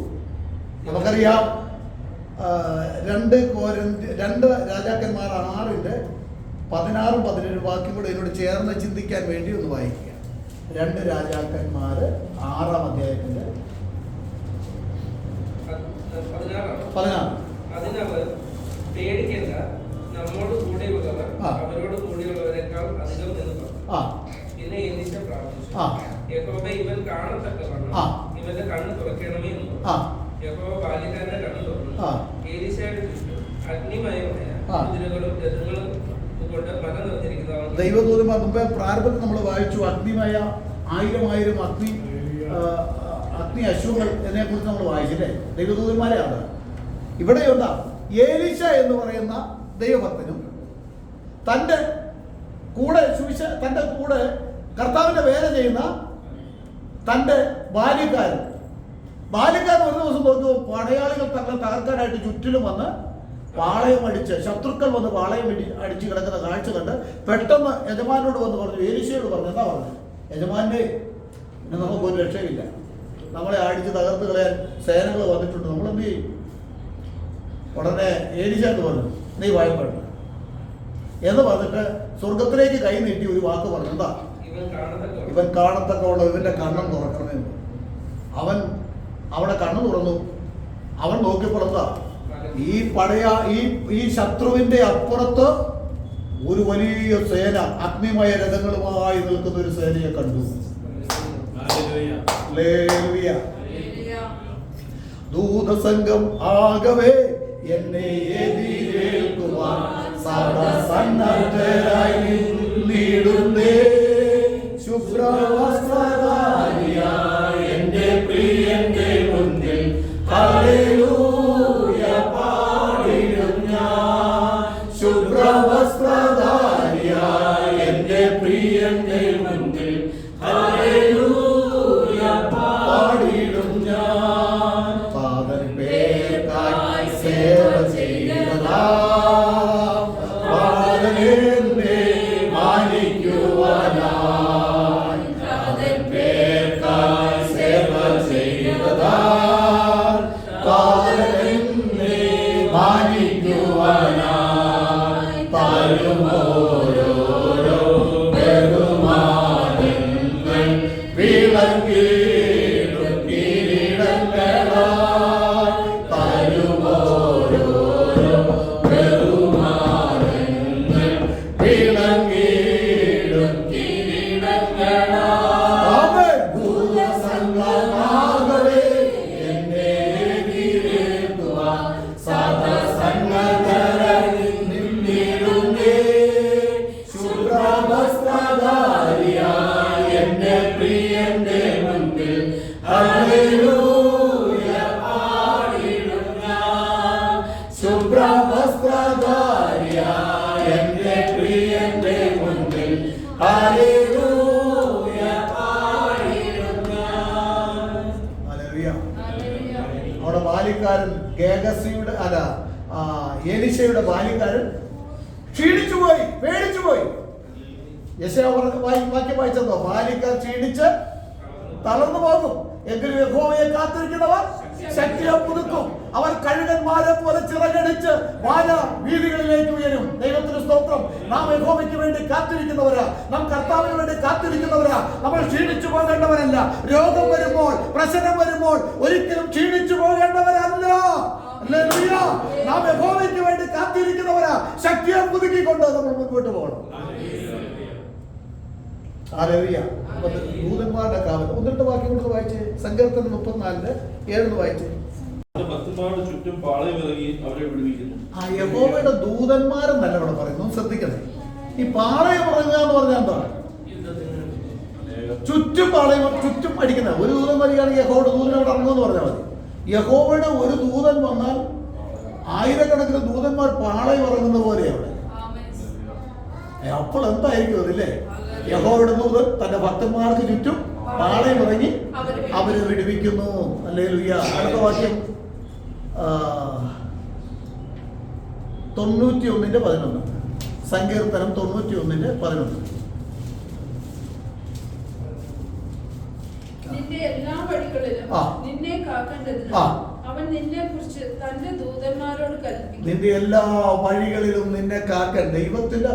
നമ്മൾ സങ്കീർത്തനം വായിച്ചപ്പോ ഒരു കാര്യം വായിച്ചു. എന്താ? എന്റെ ചുവട്, എന്റെ കാല് നിന്റെ ചുവടിൽ തന്നെയായിരുന്നു എന്റെ കാൽ, എന്റെ നടപ്പ് നിന്റെ ചുവടിൽ തന്നെയായിരുന്നു എന്റെ കാൽ വഴുതിയില്ല. അപ്പൊ നടപ്പ് ദൈവത്തിന്റെ ഹിതപ്രകാരമാണെങ്കിൽ ദൈവം എന്താ ഇവിടെ പറയുന്നത്? നിന്റെ കാൽ നിന്റെ എല്ലാ വഴികളിലും നിന്നെ കാക്കണം. എല്ലാ വഴികളിലും നിന്നെ കാക്കേണ്ടതിന് അവൻ നിന്നെ കുറിച്ച് തന്റെ ദൂതന്മാരോട് കൽപ്പിക്കും. നിന്റെ കാൽ കല്ലിൽ തട്ടി പോകാതിരിക്കുന്നതിന് അവർ നിന്നെ കൈകളിൽ നീ തകർന്നു പോകാതിരിക്കാന്നുള്ള അതിന്റെ അർത്ഥം. അപകടങ്ങളൊക്കെ പ്രശ്നങ്ങളൊക്കെ നമുക്കുണ്ടാകും, പ്രതികൂലങ്ങളൊക്കെ ഉണ്ടാകും. പക്ഷെ നമ്മളെ തകർത്ത് കളയുകയില്ല. തകരുക എന്ന് പറഞ്ഞാൽ നമ്മുടെ ശരീരം നമുക്ക് മരണം സംഭവിക്കാനൊന്നല്ല അതിന്റെ അർത്ഥം. ആണോ? അല്ല. നമ്മുടെ വിശ്വാസ ജീവിതം തകർക്കാൻ ഈ ലോകത്തിന് ഒരു ശക്തിക്കും കഴിയില്ല എന്നാണ്. നമ്മുടെ വിശ്വാസ ജീവിതവും കർത്താവുമായിട്ടുള്ള ബന്ധം മരണത്തെ ദൈവത്തിന്റെ വചനം പറയുന്നത് എന്തുവാ? കഷ്ടതയോ സങ്കടമോ ഉപദ്രവമോ എന്റെ ക്രിസ്തുവിന്റെ സ്നേഹത്തിൽ നിന്ന് എന്നെ വേർപെടുത്തി കളയാൻ ലോകത്തിന് ഒരു ശക്തിക്ക് കഴിയില്ല എന്നതിന്റെ അർത്ഥം. നിന്റെ കാല് കല്ലിൽ തട്ടിപ്പോകാതിരിക്കുക എന്ന് പറഞ്ഞാൽ പിശാചിന്റെ ചില തന്ത്രങ്ങളിൽ കുടുങ്ങി നമ്മുടെ വിശ്വാസ ജീവിതം തകർത്ത് കളയുവാൻ നമ്മുടെ അരുമനാഥൻ ഒരു നാളും ഇടയാക്കുകയില്ല. അവസാന ശ്വാസം വരെ നമ്മുടെ യേശുവിന് വേണ്ടി നിൽക്കുമെന്ന് അതിന്റെ അർത്ഥം. ഹല്ലേലൂയ. ഹല്ലേലൂയ. Glory. അപ്പോൾ ദൂതന്മാരുടെ ഒരു ചെറിയ ധാരാളം കാര്യങ്ങളുണ്ടായിരുന്നു, ഓരോ ഡ്യൂട്ടികൾ ഉണ്ടാകുന്നത് ഞാൻ വിശദീകരിക്കുന്നില്ല. എങ്കിലും എന്തുവരെ കാണും ഈ ദൂതന്മാർ നമ്മുടെ കൂടെ? മരണസമയത്ത് വരെ. വായിച്ചു ലൂക്കോസ് 16:22 വായിച്ചു. ആ ദരിദ്രൻ മരിച്ചപ്പോൾ ദൂതന്മാർ അവനെ അബ്രഹാമിന്റെ മടിയിലേക്ക് കൊണ്ടുപോയി. ദൂതന്മാർ അവനെ അബ്രഹാമിന്റെ മടിയിലേക്ക് കൊണ്ടുപോയി. ദൈവത്തിന് സ്തോത്രം. ഞാനൊരു ചരിത്രം കേട്ടിട്ടുണ്ട്. ഒരിക്കലും 2 സഹോദരിമാരെന്ന് പറഞ്ഞാൽ കൂട്ടുകാർ, ഒന്ന് സാറ, മറ്റൊന്ന് ലൂത്ത്. ഇവർ പോയ വഴിക്ക് ഒരു അപകടം ഉണ്ടായി. നല്ല ക്രിസ്ത്യമാർക്കത്തിൽ നിന്ന് 2 പിള്ളേർ, ചെറുപ്പക്കാർ പിള്ളേർ, ഒരു അപകടം ഉണ്ടായി. പെട്ടെന്ന് ലൂത്ത് ആ അപകടത്തിൽ മരിച്ചു. സാറ വളരെ സീരിയസ് ആയി ഹോസ്പിറ്റലിൽ തന്നെ പ്രവേശിപ്പിച്ചു. തൻ്റെ കൂട്ടുകാർ ലൂത്ത് മരിച്ച വിവരം സാറയോട് പറഞ്ഞില്ല. സാറ ഇടയ്ക്ക് എന്തൊക്കെയോ ലൂത്തിനെ കുറിച്ച് ചോദിക്കുന്നുണ്ട്. അവസാനം കിടപ്പിൽ കിടന്നുകൊണ്ട് താൻ പറഞ്ഞു, ലൂത്ത് വന്നല്ലോ, ഞങ്ങൾ പോട്ടെ, പ്രാർത്ഥനയ്ക്ക് പോകട്ടോ, ഡാഡി പ്രാർത്ഥനയ്ക്ക് പോകുന്നു, ലൂത്ത് വന്നെ വിളിക്കുന്നു. ലൂത്ത് മരിച്ചിട്ട് ദിവസങ്ങളായി. അതിനുശേഷം വിളിക്കുന്നു പറഞ്ഞ് പോകുന്നു എന്ന് പറഞ്ഞ് ഈ ലോകത്തു നിന്ന് സാറയും യാത്രയായി. അപ്പൊ ഇതാരാ? ലൂത്ത് വന്നതല്ല. ലൂത്തിന്റെ വേഷത്തിൽ ദൈവത്തിന്റെ ദൂതൻ, അല്ലെ ലൂത്ത് വിശ്വാസി വന്നപ്പോൾ ഉണ്ടായിരുന്ന ദൂതൻ വന്ന. ഇങ്ങനെയുള്ള അനുഭവങ്ങൾ പല ആൾക്കാർ പറഞ്ഞു കേട്ടിട്ടുണ്ട്. മരിക്കുന്ന സമയത്ത്, മരണസമയത്ത് വിശ്വസ്തമായി കർത്താവിനെ സേവിച്ച് വിശ്വാസം നിൽക്കുന്ന ജനർ വന്ന് പ്രാർത്ഥനയ്ക്ക് വിളിച്ചുകൊണ്ട് പോകുന്നത് പോലെ ഇവർ പോകുന്നു. ഇവരൊന്നും അറിയുന്നില്ല, അവരുടെ പ്രാണനും പോകും. മറ്റുള്ളവർക്ക് അയ്യോ ഒരു വലിയ പൂച്ച, ഒരു കരടി കയറി വരുന്നു എന്ന് പറഞ്ഞ അലറി വിളിച്ചുകൊണ്ടാണ് ജനർ പോകുന്നത്. ഈ കരുവേലിപ്പടി ഹോസ്പിറ്റലിൽ ഒരു സഹോദരൻ മരണത്തോട് മല്ലടിച്ച് കിടക്കുക. രാത്രി ഞാൻ സന്ധ്യയ്ക്ക് പോയി. അപ്പോൾ പുള്ളിക്ക് ബോധമൊക്കെ നഷ്ടമായി. അപ്പം ഞാൻ പ്രാർത്ഥിച്ചു കഴിഞ്ഞ് അദ്ദേഹം ഇങ്ങനെ ഒരു വാക്ക് പറഞ്ഞു, 3 മണിക്ക് പോകാം കേട്ടോ, 3 മണിക്ക് പോകും കേട്ടോ, 3 മണിക്ക് പോകും. അപ്പോൾ പിന്നെ ഞാൻ വീട്ടിലോട്ട് വന്നില്ല. ഞങ്ങൾ രാത്രി അവിടെ ഉറക്കളച്ചിരിക്കുക.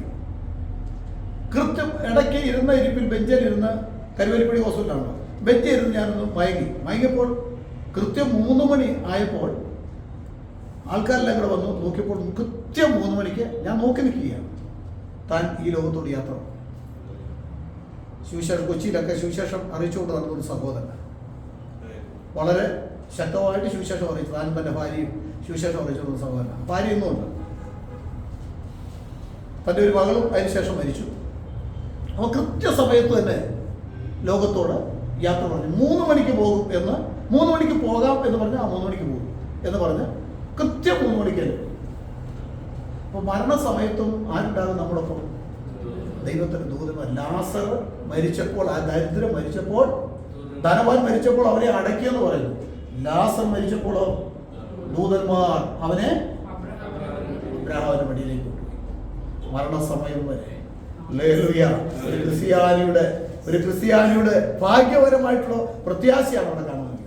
അതുകൊണ്ടാണ് ഈ ഭക്തന്മാർ ഇങ്ങനെ പാടിയത്, ദൂതസംഘമാകവേ എന്നെ എതിരേൽക്കുവാൻ സദാ സന്നദ്ധരായി നിന്നിടുന്നേ, ശുഭ്രവസ്ത്രധാരിയായ എന്റെ പ്രിയന്റെ മുൻപിൽ ഹല്ലേലൂയ പാടിടും ഞാൻ. ശുഭ്രവസ്ത്രധാരിയായ എന്റെ പ്രിയന്റെ മുൻപിൽ ഹല്ലേലൂയ പാടിടും ഞാൻ. കൈകളാൽ കീഴ്ക്കപ്പെടാത്ത പുതുശാലേം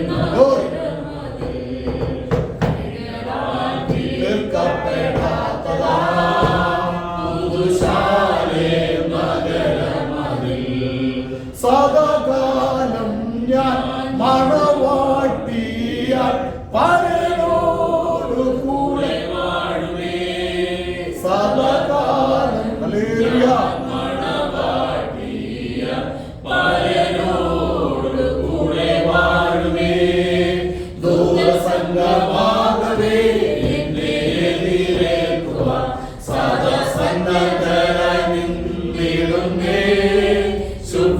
ശുഭ്രവസ്ത്രധാരിയായ എന്റെ പ്രിയന്റെ മുൻപിൽ ഹല്ലേലൂയ പാടിടും ഞാൻ.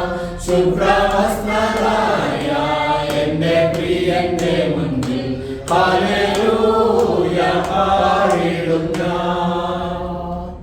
നമ്മുടെ ഒരു ദൈവദാസൻ കോട്ടയത്തിനടുത്ത് രോഗിയായിട്ട് കിടക്കുക. കോട്ടയത്തിനടുത്ത് രോഗിയായിട്ട് കിടക്കുമ്പോൾ അന്ന് രാത്രി മറ്റൊരു ദൈവദാസനോട് ദൈവത്തിന്റെ ആത്മാവ് സംസാരിച്ചു. താൻ ഒരു സ്വപ്നം കാണിച്ചു. ഈ രോഗിയായി കിടക്കുന്ന ദൈവദാസന്റെ അടുക്കൽ ദൈവദൂതന്മാർ ഇറങ്ങി വരുന്നു, ഇറങ്ങുകയും കയറുകയും ചെയ്യുന്നു. അങ്ങനെ ഒരു കാഴ്ച ഞാൻ സ്വപ്നത്തിലൂടെ കണ്ടു. അവിടെ ജോൺ പാഷക്ക് എന്തെങ്കിലും സംഭവിച്ചോ എന്ന് വിളിച്ചു ചോദിച്ചു. അപ്പോൾ ഇങ്ങനൊരു കാഴ്ച ഞാൻ കാണുന്നു എന്ന് പറഞ്ഞ് അവിടേക്ക് വിളിച്ചപ്പോഴാണ് ആ പുള്ളി സ്വപ്നം കണ്ട ആ സമയത്ത് ഇദ്ദേഹത്തിന്റെ പ്രാണൻ, ഇദ്ദേഹം ജീവൻ പോകുക. ദൈവദൂതന്മാർ സ്വർഗത്തിന് കയറി വരുന്ന കാഴ്ച ദൂരസ്ഥലത്ത് നിന്ന് മറ്റൊരു ദൈവദാസൻ കാണുന്നു. ആ നിമിഷം ഇവിടെ മരണം സംഭവിക്കുക. ഈ മരിച്ച ദൈവദാസനെ എനിക്കറിയാം, ഞങ്ങൾ ഒന്നിച്ചു പ്രവർത്തിച്ചിട്ടുള്ളതാണ്. ഈ ദർശനം കണ്ട ദൈവദാസനെ എനിക്കറിയാം, അദ്ദേഹം ഇന്ന് ജീവിച്ചിരിപ്പുണ്ട്. അപ്പോൾ നോക്കണം, നമ്മൾ ദൈവമക്കൾ എന്ന് പറഞ്ഞാൽ വലിയ ഭാഗ്യമുള്ളവരാണ്, ഭാഗ്യശാലികളാണ്. അതുകൊണ്ടല്ല ഭക്തന്മാരൊക്കെ പഴയ നിയമ അല്ലെങ്കിൽ അപ്പോസ്തലന്മാരൊക്കെ വെറുതെ ഇറങ്ങിയതല്ല, എല്ലാം ത്യജിച്ച് കർത്താവിന് വേണ്ടി ഇറങ്ങി തിരിച്ചത്. അവർ പറഞ്ഞത് ഞങ്ങൾ അവന്റെ മഹിമ കണ്ട സാക്ഷികളാണ്, മഹിമ കണ്ട സാക്ഷികളാണ്.